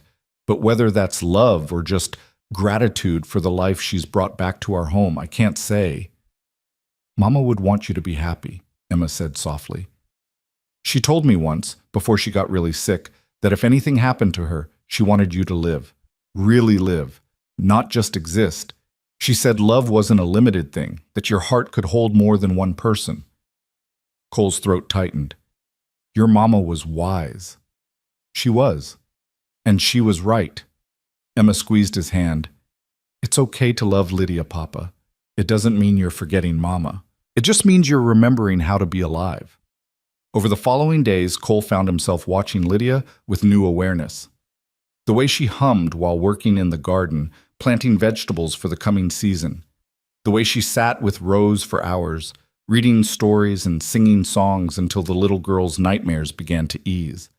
The way she moved through the house like she belonged there, not tentative or apologetic, but claiming her space with quiet confidence. He watched her work with the horses, her hands gentle and sure, her voice a soothing murmur that calmed even the most skittish animals. He watched her men fence alongside him, matching him stride for stride despite the heat, never complaining, always capable. He watched her with Emma, treating his daughter not as a burden but as a gift, teaching her things Sarah would have taught her, how to make perfect pie crust, how to braid hair in intricate patterns, how to read the sky for weather. And slowly, reluctantly, he began to acknowledge what Emma had seen immediately. He was falling in love with his wife. The realization terrified him. Loving Lydia meant being vulnerable again, meant risking the kind of devastating loss he'd barely survived with Sarah. It meant crossing the carefully drawn boundaries of their practical arrangement into territory that could complicate everything. It meant potentially being rejected, because nothing in their agreement required Lydia to return his feelings. So he said nothing. He kept his growing feelings locked tight behind his ribs and focused on the work of running the ranch, of building the life they'd claimed together. But Lydia, he was coming to learn, was more perceptive than he'd given her credit for. 3 weeks after the courthouse confrontation, they were working together to bring the cattle down from the higher pastures for spring branding. It was hard work, hot and dusty, requiring long hours in the saddle and constant attention. They'd been at it since dawn, and the sun was past its zenith when Lydia called for a break near a small spring in a cottonwood grove. They dismounted and let the horses drink, then settled in the shade with canteens and the lunch Lydia had packed. For a while they ate in comfortable silence, listening to the cattle settle and the cottonwood leaves whisper overhead. "Cole," Lydia said finally, "can I ask you something?" "Of course." Are you happy with this arrangement, I mean, with me and Rose being here? He looked at her surprised. Why would you ask that? Because you've been different lately, distant, and I wonder if maybe you're regretting taking us in, regretting the marriage. I'd understand if you were. You signed up to help a stranger, not to take on a lifetime commitment to a woman with more problems than assets. Lydia, no. Cole set down his canteen and turned to face her fully. I don't regret it, not for a second. Then why do you keep pulling away? Some mornings you won't even look at me. You leave rooms when I enter them. If I've done something wrong, you haven't done anything wrong. Cole ran a hand through his hair, frustrated with himself for causing her this doubt. It's not you. It's me, trying to figure out how to navigate this situation. What situation? This marriage, this family we've built, the fact that it's becoming something different than what we agreed to. Lydia went very still. Different how? Cole met her eyes, and the words came before he could stop them. I'm falling in love with you, and I don't know what to do about it. The silence that followed was absolute. A hawk cried overhead, the cattle lowed in the distance, the spring bubbled over stones, but between Cole and Lydia there was only stunned quiet. You're... Lydia's voice was barely a whisper. You're what? I know it wasn't part of our agreement. I know you married me for protection, for Rose's sake. I'm not asking you to feel the same way, He stood, needing to move, needing to do something with the nervous energy flooding his system. I needed to be honest. You asked why I've been distant, and that's why. I was trying not to complicate things, trying not to make you uncomfortable in your own home. Uncomfortable? Lydia laughed, a slightly hysterical sound. Cole, do you have any idea how I feel about you?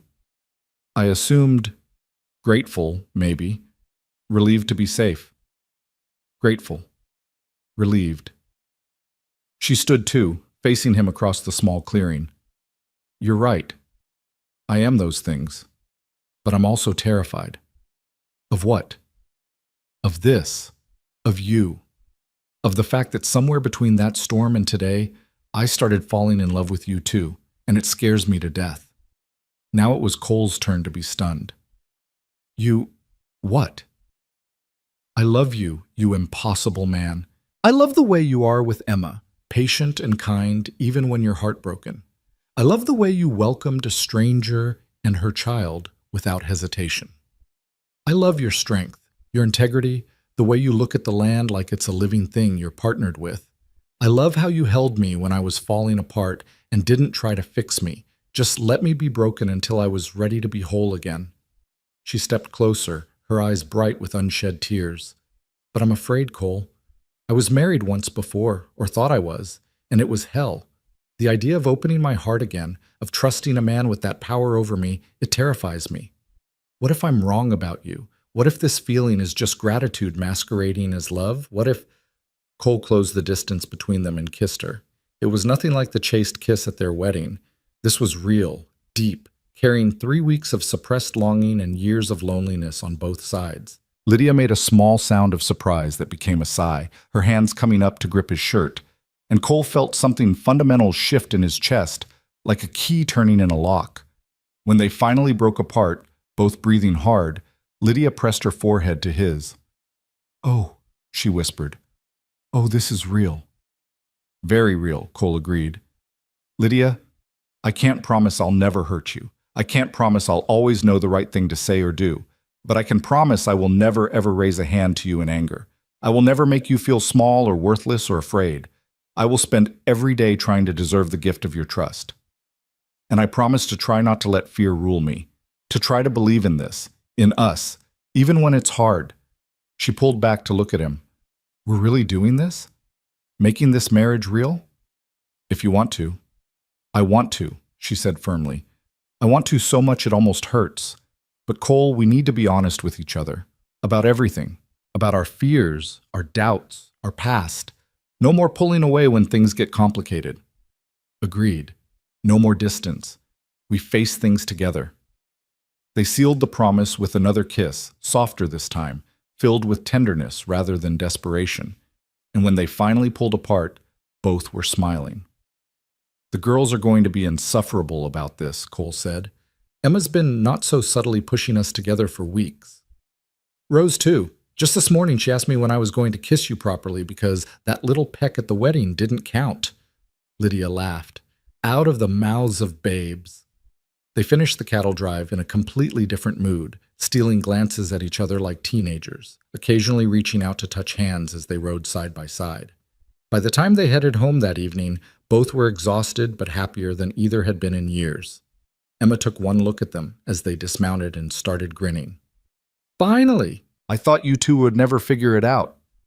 Figure what out? Cole asked innocently. That you're in love, obviously. Rose, come here. They finally did it. Rose emerged from the house, her face lighting up when she saw her mother's expression. Does this mean Cole is really my papa now? Not just pretend? Lydia looked at Cole, who nodded. Yes, baby. Cole is really your papa now, if that's okay with you? Rose ran to Cole and threw her arms around his waist. It's very okay. I always wanted a papa who was nice. Cole lifted her up, this little girl who'd been so frightened, who was slowly learning to trust again. And I always wanted another daughter. Seems like we're all getting what we wanted.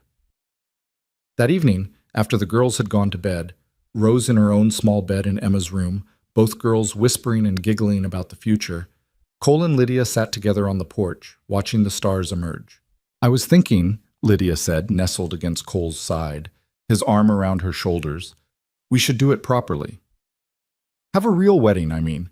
Not just a legal arrangement, but a celebration. Let the town see that this is a real marriage, a real family. You want a public ceremony? After everything with Reeves? Especially after everything with Reeves. I want everyone to know that I chose this, that I chose you, chose this life, chose to stand up and claim my happiness instead of hiding from it. She looked up at him. Unless you think it's too much? I think it's perfect. We'll do it right. Church, witnesses, a proper celebration. Show the whole territory that the Harding family is here to stay. Over the next 2 weeks, preparations for the ceremony consumed the household. Emma and Rose threw themselves into planning with the enthusiasm only children could muster, insisting on picking wildflowers for decorations and practicing walking down the aisle with serious concentration. Mrs. Johnson and several other ranch wives descended on the house with offers of help, bringing fabric for a dress, recipes for celebration foods, and enough goodwill to make Lydia cry more than once. The town of Redemption, it seemed, had taken the story of Lydia and Cole to heart. Here was a tale they could celebrate, a widow and a stranger, both broken, finding healing in each other. It was the kind of story the frontier was built on, the kind that gave people hope that even in this harsh land, love could flourish. Martha Morrison, the judge's wife, took it upon herself to make Lydia a proper wedding dress. Not white. That seemed inappropriate for a second marriage, but a beautiful deep blue that matched Lydia's eyes, with careful embroidery at the collar and cuffs. You're giving me too much, Lydia protested when Martha brought it for a final fitting. I can't possibly repay. Nonsense. You've given this town something it needed, a reminder that we're not just surviving out here, we're building lives. That's worth more than a dress. Martha pinned the hem with practiced efficiency. Besides, Judge Morrison hasn't smiled as much in years as he did after that courthouse business. You gave him a chance to do real justice, not just shuffle papers. Cole, meanwhile, was dealing with his own preparations. He'd asked Sheriff Dalton to stand up with him, and Emma had insisted on being part of the ceremony too, along with Rose. It was unconventional, but then again, everything about their situation was unconventional. The night before the wedding, Cole found Lydia in the barn, checking on a mare that was close to foaling. She stood in the lamplight, one hand on the horse's swollen belly, humming softly. You should be resting, Cole said, joining her in the stall. Tomorrow's a big day. I'm too nervous to rest. What if I trip walking down the aisle? What if I forget the vows? What if you just enjoy it? Cole interrupted gently. This isn't a performance, Lydia. It's a celebration of something that's already real. We're already married, already in love, already a family. Tomorrow is just making it official in front of God and the community. I know, but it feels important, like I'm making a promise not just to you, but to myself. That I deserve this happiness, that I'm worthy of this new life. She leaned into him when he put his arm around her. For 7 years, Harlan told me I was worthless, that no one else would ever want me, that I should be grateful he tolerated me. Sometimes I still hear his voice in my head telling me I'm not good enough. Then let tomorrow be the day you silence that voice forever. Let it be the day you stand in front of everyone and claim the truth, that you're strong, worthy, and loved. Lydia turned in his arms and kissed him softly. Thank you for seeing me, really seeing me when I couldn't see myself. Thank you for teaching me how to live again instead of just existing. They stood together in the warm lamplight, the mare huffing contentedly beside them, and neither needed to say what they were both feeling, that tomorrow would mark not just a wedding, but a new beginning for all of them. The ceremony took place under the massive cottonwood trees that grew along the creek on the eastern boundary of Cole's property. The trees were ancient, their branches spreading wide to create natural cathedral, and someone had strung lanterns in the branches that would glow as evening fell. Nearly the whole town turned out, along with ranchers from the surrounding area. Cole stood at the makeshift altar, a simple wooden platform draped in white cloth, with Emma and Rose on either side of him, both girls wearing new dresses and looking solemn with the importance of their roles. Sheriff Dalton stood beside Cole, looking uncomfortable in his Sunday best, but smiling. "Never thought I'd see the day," he murmured. "Cole Harding in love again." "Neither did I," Cole admitted, "but here we are." The small group of musicians, a fiddle, a guitar, and Mrs. Baker's surprisingly lovely voice began to play, and the gathered crowd turned to watch Lydia walk down the aisle. Cole's breath caught in his throat. She was beautiful, not in the fragile, decorative way Harlan Reeves had demanded, but in a way that spoke of strength and dignity. The blue dress flowed around her as she walked, her head held high, her eyes locked on Cole's. No one led her down the aisle. She walked alone, claiming this choice as her own, and there was power in that independence. When she reached the altar, Cole took her hands, and they turned together to face Reverend Matthews, who'd ridden in from Santa Fe to perform the ceremony. "Dearly beloved," the Reverend began, his voice carrying across the gathered assembly, "we are here today to witness the union of Cole Harding and Lydia Marsh in holy matrimony. This is a union already blessed by law, but today we ask for God's blessing as well, and we ask this community to stand witness and offer their support." He looked at the crowd. "If anyone knows any reason why these two should not be joined, speak now or forever hold your peace." The silence was absolute. No one would dare object, not after what the town had witnessed in the courthouse. "Very well." Reverend Matthews turned to Cole. "Cole Harding, do you take Lydia to be your wife? Do you promise to love her, honor her, cherish her, in sickness and in health, in plenty and in want, for as long as you both shall live?" "I do," Cole said clearly, his voice strong. "I promise all of that and more. I promise to see her, to value her, to stand beside her as an equal partner in all things. I promise to protect her, not because she's weak, but because love means shielding each other from the storms. And I promise to build a life with her that honors both our pasts and embraces our future." Lydia's eyes glistened with tears, and her voice trembled slightly when Reverend Matthews turned to her with the same question. "I do," she said. "I promise to trust you with my heart, even though trust doesn't come easy to me anymore. I promise to be your partner, your friend, your confidant. I promise to bring all of myself to this marriage, the broken parts and the healing parts, the fears and the hopes. And I promise to love not just you, but the family we're creating together, with everything I have." The Reverend smiled. "The rings?" Emma stepped forward, presenting 2 simple gold bands on a small cushion. Cole and Lydia had chosen matching rings, symbolic of their equal partnership. Cole slipped the ring onto Lydia's finger. "With this ring, I thee wed." Lydia did the same, her hand steady now. "With this ring, I thee wed." "Then by the power vested in me by God in the territory of New Mexico, I pronounce you husband and wife. Cole, you may kiss your bride." This kiss was different from all the others. It was a promise made public, a claiming done in the sight of witnesses, a declaration that they belonged to each other by choice and by love. The crowd erupted in cheers and applause, Emma and Rose jumping up and down with excitement. As they broke apart, both smiling, Reverend Matthews raised his voice over the celebration. "Ladies and gentlemen, I present to you Mr. and Mrs. Cole Harding, and their daughters, Emma and Rose. The emphasis on their daughters was intentional, and Lydia squeezed Cole's hand gratefully. This was what she'd wanted, public recognition that Rose was part of this family, that Emma and Rose were sisters, that the four of them were bound together not just by law, but by love. The celebration that followed was everything a frontier wedding should be. Tables laden with food, music, and dancing, laughter and joy.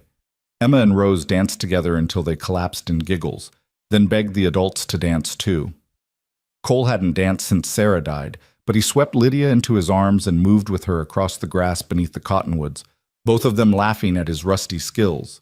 As the sun set and the lanterns glowed to life in the trees, creating a magical canopy of light, Sheriff Dalton approached them with news that made the celebration complete.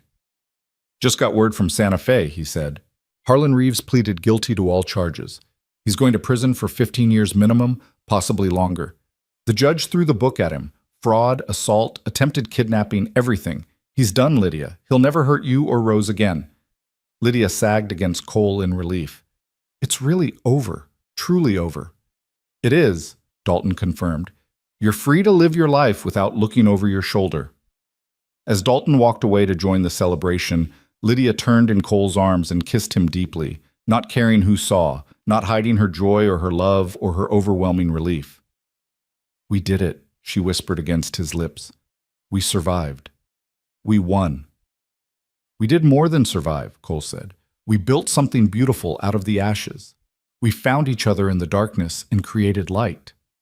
They danced until the stars filled the sky, until Emma and Rose were carried home sleeping by sympathetic neighbors, until the last of the guests departed with promises to visit soon. And when they finally stood alone beneath the cottonwoods, the lanterns burning low, Lydia looked at the life they'd built and felt something she hadn't felt in 7 years.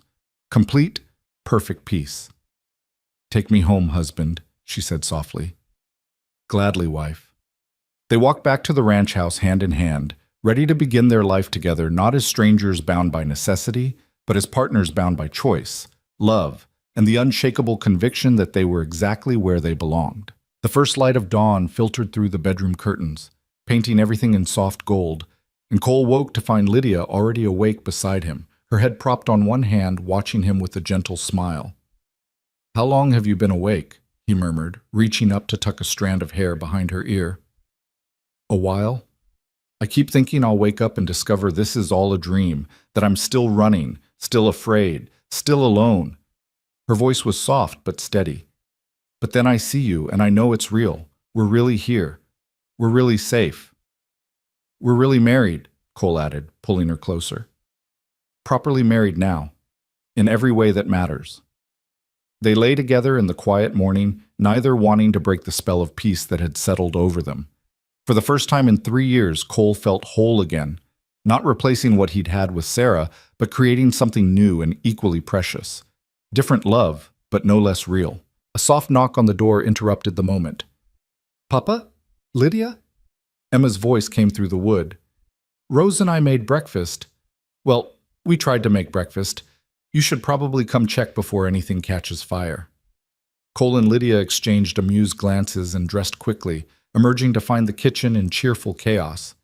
Emma stood at the stove, carefully monitoring a pan of eggs that were only slightly burned, while Rose arranged wildflowers in a jar on the table, her tongue caught between her teeth in concentration. "We wanted to surprise you," Emma said, "since it's your first morning as really truly married people." "Consider us surprised," Lydia said, surveying the slightly scorched eggs, lopsided biscuits, and flowers that shed petals across the tablecloth. "And very, very touched."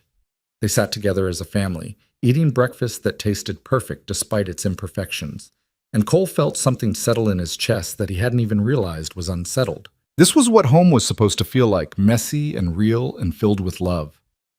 "Rose," Cole said gently, "would you like to start calling me Papa? You don't have to if you're not ready, but I'd like it if you did." Rose looked at her mother, who nodded encouragingly, then back at Cole. "Will you always be my Papa, even when I'm grown up? Even if—" She trailed off, unable to articulate all the fears still lurking in her young heart. "Even then," Cole promised, "always and forever." You're my daughter now, just as much as Emma is. Nothing will change that. Then yes, Rose whispered, testing the word. Papa. The simple syllables seemed to unlock something in the little girl. Over the following days, Rose began to blossom in earnest, her fears gradually receding as she learned to trust the safety surrounding her. She followed Cole around the ranch like a shadow, asking endless questions about the cattle, the horses, the land. She was particularly fascinated by the chickens, spending hours in the coop talking to them in her soft voice, collecting eggs with reverent care. Emma took her role as big sister seriously, teaching Rose everything from how to climb trees to how to skip stones across the creek. The two girls became inseparable, their laughter a constant presence around the ranch house, filling spaces that had been silent for too long. One afternoon, about 2 weeks after the wedding, Cole found Lydia in what had been Sarah's garden, kneeling in the dirt, her hands working the soil with practiced efficiency. The garden had been neglected since Sarah's death. Cole hadn't been able to bear tending it, but now Lydia was coaxing it back to life, planting vegetables and herbs with sure knowledge of what the land would support. I hope you don't mind, she said, looking up as he approached. I know this was Sarah's place, and if you'd rather I didn't— Sarah would be glad, Cole interrupted, settling onto the ground beside her. She always said a garden needed love to thrive, and she'd hate seeing it go to waste. Besides, it's your garden now, your home. Lydia sat back on her heels, dirt smudging her cheek. I want to talk to you about that, about Sarah, about making sure Emma remembers her mother, honors her memory. I'm not trying to replace her. I could never do that. But I want Emma to know it's okay to love us both. Have you talked to Emma about this? Not directly. But I've noticed she sometimes hesitates before calling me by name, like she's not sure what to call me. And I've seen her looking at the picture of Sarah in your room with such longing. Lydia's voice was gentle but concerned. I don't want her to feel like loving me means being disloyal to her mother. Cole was quiet for a moment, thinking about the conversation he'd had with Emma on the porch weeks ago, about how Sarah had told her that love wasn't limited. Let me talk to her, he said finally. But Lydia, you're not a replacement. You're something new, something we needed. Emma knows that. We all do. That evening, after supper, Cole asked Emma to walk with him to the creek. They settled on a flat rock that overlooked the water, watching the sun paint the sky in shades of orange and purple. Emma, I want to talk to you about your mama, about how you're feeling with Lydia and Rose here now. Emma picked up a small stone and tossed it into the water, watching the ripples spread. I'm happy, Papa. Happier than I've been since Mama died. Is that wrong? Wrong? Why would it be wrong? Because I feel like I'm forgetting Mama, like by loving Lydia and Rose, I'm somehow betraying her memory. Tears welled in Emma's eyes. I still miss Mama every single day. I miss her laugh and her songs and the way she used to braid my hair. But sometimes whole hours go by now where I don't think about her because I'm busy with Rose or learning something from Lydia, and then I feel guilty. Cole pulled his daughter close. Your mama told me something once when we first found out she was sick. She said she wasn't afraid of dying. She was afraid of being forgotten. I told her that could never happen, that we'd carry her with us always. And we do, Emma. Every time you climb that oak tree she loved, every time you're kind to someone who needs help, every time you laugh, you're honoring her memory. But what about Lydia? Is it okay to love her too? Your mama would want you to. She told me once that if anything happened to her, she hoped I'd find someone else to love, because love wasn't something that diminished by being shared. It grew. Cole turned Emma to face him. Loving Lydia doesn't mean you love your mama less. Your heart is big enough for both of them, and your mama would be so proud of the young woman you're becoming, of how you've welcomed Rose and Lydia into our family. Do you think Mama can see us, wherever she is? I hope so. And if she can, I think she's smiling, because we're not just surviving anymore, Emma. We're living again, and that's what she always wanted for us. Emma threw her arms around Cole's neck and held on tight. I love you, Papa, and I love Lydia, too. Is it okay if I start calling her that? Lydia? Or would she want me to call her something else? Why don't you ask her? I think she'd like that conversation. The next morning, Emma approached Lydia as she was hanging laundry, her expression serious. Can I talk to you about something? Of course, sweetheart. What's on your mind? Emma helped fold a sheet, clearly gathering her courage. I wanted to ask what I should call you. You're married to Papa now, which makes you my stepmother, I guess. But that feels too formal, and I can't call you Mama because I already had a mama and she died, and I still miss her. Lydia set down the laundry and knelt to Emma's level. Emma, you can call me whatever feels right to you. Lydia is fine. Or if someday you want to call me something else, that's fine too. There's no rush, no pressure. And you're right, you had a mama, and she loved you very much. I'm not trying to replace her. But you're still important to me, Emma said earnestly. You've taught me things and made Papa smile again and helped Rose heal. You're part of our family now. And you're part of mine. You and your Papa gave Rose and me something we thought we'd never have. A real home, safety, love. I thank God every day for that storm that brought us to your door. Emma thought for a moment, then said, What if I called you Lydia most of the time, but sometimes, when it feels right, maybe something else? Would that be okay? That would be more than okay. And Emma? Your mama raised an incredible daughter. I see her in you every day, in your kindness, your courage, your big heart. I hope I can be half the mother to you and Rose that she was to you. You already are, Emma said simply, and hugged Lydia tight. As spring deepened into early summer, the ranch flourished in ways both physical and emotional. The cattle fattened on good grass, the garden produced abundantly, and the house rang with life.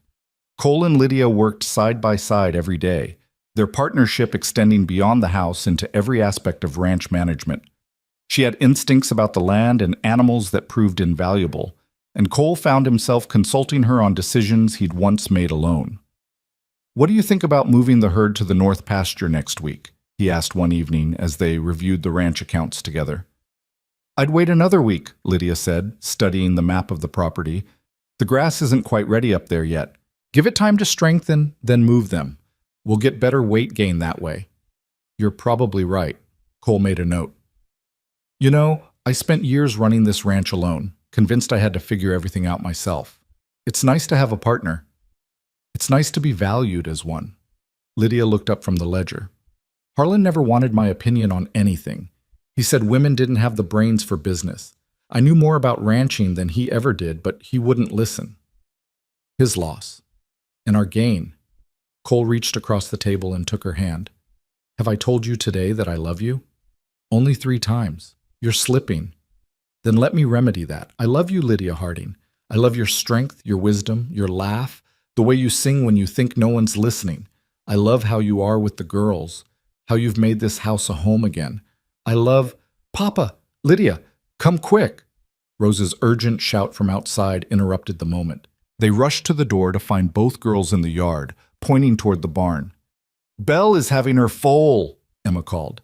It's happening right now. They all hurried to the barn where the mare was indeed in labor, her sides heaving with contractions. Cole had been expecting this for days, but the timing was perfect, early evening, when they were all home, when the girls could witness the miracle of birth. Stay back and stay quiet, Cole instructed softly. Let Belle do what she needs to do. They watched in hushed reverence as nature took its course. The foal arrived in a rush of fluid and limbs, and Belle immediately began cleaning her baby with gentle efficiency. Within minutes, the foal was struggling to stand on impossibly long, wobbly legs. It's so beautiful, Rose whispered, her eyes huge with wonder. Is it a boy or a girl? Give her a minute to get steady, then we'll check, Cole said. When the foal finally stood, still shaky but determined, he moved closer to examine it. It's a filly, a girl. Can we name her? Emma asked. I think that's only fair since you two spotted her first. The girls conferred in excited whispers. Then Rose announced, Hope. We want to name her Hope. The adults exchanged glances, both understanding the deeper meaning behind the choice. This foal represented new life, new beginnings, the future they were building together. Hope was exactly the right name. Hope it is, Lydia said, her voice thick with emotion. They stayed in the barn for another hour, watching Belle and Hope bond, making sure both were healthy and strong. When they finally returned to the house, the girls were exhausted but too excited to sleep. Lydia made hot cocoa and they sat around the kitchen table reliving every moment of the birth, the girls' faces glowing in the lamplight. "This is what I always wanted," Lydia said later, after the girls had finally gone to bed. She stood at the window, looking out at the barn where Hope was spending her first night. "A home where my daughter could see miracles instead of violence, where she could grow up knowing what real love looks like." Cole came up behind her, wrapping his arms around her waist. "And what does real love look like?" Like this. Like a man who takes in strangers because it's the right thing to do. Like a girl who shares her father because there's room in her heart for a sister. Like a community that rallies around people in trouble. Like choosing each other, every single day, even when it's hard. "It hasn't been hard," Cole said. "Loving you has been the easiest thing I've ever done." "Give it time," Lydia teased, turning in his arms. "Wait until I burn dinner, or accidentally let the chickens loose, or disagree with one of your stubborn rancher opinions. I look forward to all of it, the good days and the hard ones, the victories and the mistakes, all of it, as long as we face it together." They stood together in the quiet house, two people who'd found each other in a storm, who'd fought for the right to love each other, who'd built a family from broken pieces. Outside, the New Mexico night spread its vast blanket of stars overhead, the same stars that had witnessed their first meeting, their marriage, their transformation from strangers to partners to lovers. The summer passed in a golden haze of work and laughter, of small triumphs and quiet joys. The ranch prospered under their joint management, the herd growing stronger, the land responding to their careful stewardship. Emma and Rose grew taller, browner from the sun, wild and free in the way children should be. The nightmares that had plagued Rose gradually faded, replaced by dreams of horses and adventures. One evening in late August, as they all sat on the porch watching the sunset, a rider appeared on the horizon. Cole tensed automatically, old instincts kicking in, but relaxed when he recognized Sheriff Dalton. "Jack?" he called as the sheriff dismounted. "Everything all right?" "Everything's fine, just thought you'd want to know. Harlan Reeves died in prison last week. Knife fight with another inmate. He's gone, Lydia. For good this time." Lydia was very still for a moment, processing this final piece of news. Cole waited, letting her feel whatever she needed to feel. When she finally spoke, her voice was calm, almost peaceful. "I should feel something, shouldn't I? Relief or satisfaction, or maybe even sorrow. But I just feel free, like the last shadow has finally lifted." "That's exactly what you should feel," Dalton said gently. "The man caused enough pain in his life. You don't owe him any emotion in his death." After the sheriff left, declining their offer of supper, the family sat together in the gathering dusk. Rose, who'd been very quiet during the conversation, finally spoke. "Is it wrong that I'm not sad? About him dying?" "No, baby," Lydia said, pulling her daughter close. "It's not wrong to protect your heart from someone who hurt you. You don't have to feel sad for him. You can just feel glad that he can never hurt anyone ever again." "I'm glad I have Papa now instead," Rose said, looking at Cole with absolute trust. "Papa would never hurt us." "Never," Cole confirmed, his voice firm with conviction. "You're safe here, Rose. Both of you. Always." As summer turned to fall, the ranch prepared for winter with the practiced efficiency of people who knew the land's rhythms. Cole and Lydia worked together to stock the root cellar, to ensure adequate hay was stored, to winterize the buildings. The girls helped where they could, learning the cycles of ranch life, understanding that survival required preparation and hard work. One afternoon in October, as Lydia was canning the last of the garden vegetables, Martha Morrison arrived with news that made everyone stop working. "There's a family passing through town," Martha said, "heading west, caught in an early storm, and their wagon broke down. They've got 3 children, all young, and nowhere to stay. The hotel's full with railroad workers, and most folks don't have space. I know it's a lot to ask, but they can stay here," Lydia said immediately, not even looking to Cole for permission. "We have room in the barn, plenty of food. Of course they can stay." Cole smiled at his wife's instant generosity. This woman who'd been a refugee herself not so long ago, now offering shelter to others in need. "I'll ride to town with you, help them get their wagon here." The family, the Mitchells, arrived that evening, grateful and exhausted. Paul and Catherine Mitchell had 3 children under 8, and their wagon had indeed broken an axle, leaving them stranded. They'd been traveling to California, chasing promises of better land, better opportunities. Over the next 3 days, while Paul and Cole worked to repair the wagon, the two families blended together naturally. Catherine helped Lydia with cooking and cleaning, the Mitchell children played with Emma and Rose, and the house rang with even more laughter and noise. On the final evening before the Mitchells were set to continue their journey, Paul pulled Cole aside. "I can't thank you enough for this. We'd have been in real trouble without your help." "Just passing on kindness that was shown to me," Cole said. "Besides, it's what neighbors do out here. We look after each other. That's what I'm hoping to find in California. A place where people care about each other, where a man can build something for his family." Paul looked wistful. "Though I have to say, what you've got here looks pretty good.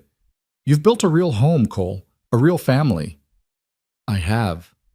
Though I can't take all the credit. Most of it goes to my wife. She taught me what home really means." After the Mitchells departed the next morning, laden with extra supplies Lydia had insisted they take, the ranch felt oddly quiet. Emma and Rose moped around, missing the other children, until Lydia sat them down with a proposition. "I've been thinking," she said. "We have this big house, this successful ranch, and so much to be grateful for. What if we used it to help others? What if we became a place where people passing through could find shelter, where families in trouble could catch their breath? We could be a way station, a refuge." "Like you were for us," Emma said, understanding immediately, "when we were lost and scared." "Exactly. We can't save everyone, but we can help some people. Give them what we were given: hope, safety, a second chance." Cole listened to his wife and daughter planning how to turn their home into a beacon for others, and his heart swelled with pride. This was what Sarah would have wanted. This was what love looked like when it was lived out loud, shared with the world instead of hoarded away. "Count me in," he said. "We'll do it together." As autumn deepened and the first snows dusted the mesas, the Harding Ranch became known throughout the territory as a place of sanctuary. Travelers knew they could find shelter there, families in crisis knew they could find help, and slowly, word spread of the rancher and his wife who'd been broken themselves, and now spent their lives helping others piece themselves back together. One December evening, as the family gathered around the fireplace after supper, Rose asked a question that had clearly been on her mind. "Papa, will you tell us the story? About how you and Mama found each other?" Cole looked at Lydia, who nodded encouragingly, and began. "It was a stormy night, the kind where the rain came down so hard you couldn't see 3 feet in front of you. I heard something over the sound of the storm, went outside to check, and there were 2 figures struggling through the mud." He told the story simply, honestly, not hiding the fear or the danger, but emphasizing the choices they'd made, the courage it took, the love that grew from desperation into something beautiful and lasting. The girls listened raptly, even though they knew the story by heart, because it was their story too, the story of how a family was formed not by blood, but by choice. When he finished, Emma said softly, "I'm glad you heard them in the storm, Papa. I'm glad you opened the door." "So am I, sweetheart. Best decision I ever made." "Second best," Lydia corrected, smiling. "The best decision was asking us to stay." "Third best," Emma interjected. "The best was loving each other." They laughed together, arguing playfully about which decision was truly best, and the sound of that laughter filled every corner of the house, chasing away any remaining shadows. Later, after the girls were in bed, Cole and Lydia stood on the porch, wrapped in a thick blanket against the cold, watching snow fall softly across the ranch. "Do you ever think about that night?" Lydia asked. "About how different things could have been if you'd turned us away?" "Sometimes. But then I remember what you said once, that we found each other because we were meant to, that the storm brought us together for a reason. Do you believe that? In fate? In meant to be?" Cole thought about it carefully. "I believe in choice. I believe you chose to keep running when you could have given up. I believe I chose to open that door when I could have stayed safe inside. I believe we chose each other, every day, in 100 different ways. If that's fate, then yes, I believe in it. But I think it's more than that. I think it's courage." "Courage to hope," Lydia said softly, "even when hope seems impossible." Your daughter needs a home. My daughter wants a mother, Cole said, repeating the words he'd spoken to Lydia that day weeks ago when he'd proposed marriage. Those words changed everything. They did, because they were true and because you were brave enough to say them. You saw what we needed and offered it without hesitation. That's the kind of man you are, Cole Harding. That's why I love you. I love you too, more than I thought possible. You and Rose and Emma, you're my whole world. They stood together in the falling snow, and somewhere inside the house, the girls slept peacefully, safe and loved. The ranch around them was quiet, at rest for the winter, gathering strength for spring. And in that moment, everything was exactly as it should be. The years that followed brought the joys and sorrows common to any life. There were harsh winters and dry summers, cattle losses and good yields, illnesses weathered and celebrations enjoyed. Emma grew into a strong young woman with her mother's compassion and her father's integrity, eventually marrying a neighboring rancher's son and starting her own family. Rose bloomed into a confident girl who knew her worth, who never forgot the darkness she'd escaped, but never let it define her future. Cole and Lydia grew older together, their love deepening with each passing season. They helped dozens of families through the years, offering shelter and guidance to those who needed it, paying forward the grace they'd received. The ranch prospered under their joint stewardship, becoming a model of what could be achieved through partnership and hard work. But more than any material success, what they built was a legacy of love that healed wounds, that created family where blood didn't bind, that proved even the most broken people could find wholeness if they were brave enough to reach for it. On a warm summer evening, many years after that fateful storm, Cole and Lydia sat on their porch, watching their grandchildren play in the yard. Emma's children chased roses through the grass, their laughter echoing across the land. The ranch looked much as it had that first night, sturdy, enduring, home. "Tell us the story, Grandpa," one of the children called. "About the storm and Grandma Lydia and Aunt Rose." And Cole did, as he had countless times before, because it was a story worth telling, worth remembering, worth passing down. It was a story about courage in the face of fear, about choosing love when hate seemed easier, about building homes from broken hearts. It was the story of how, on one violent, stormy night in 1882, a rancher opened his door to strangers and found family instead. How a desperate woman took a chance on trusting again and found safety. How two little girls who needed each other became sisters not by birth, but by choice. It was the story of how home is not a place, but a choice you make, every day, to stand beside the people who matter most. How family is not defined by blood, but by who shows up when you need them. How love, real love, is built not in grand gestures, but in small moments of kindness, loyalty, and unwavering commitment.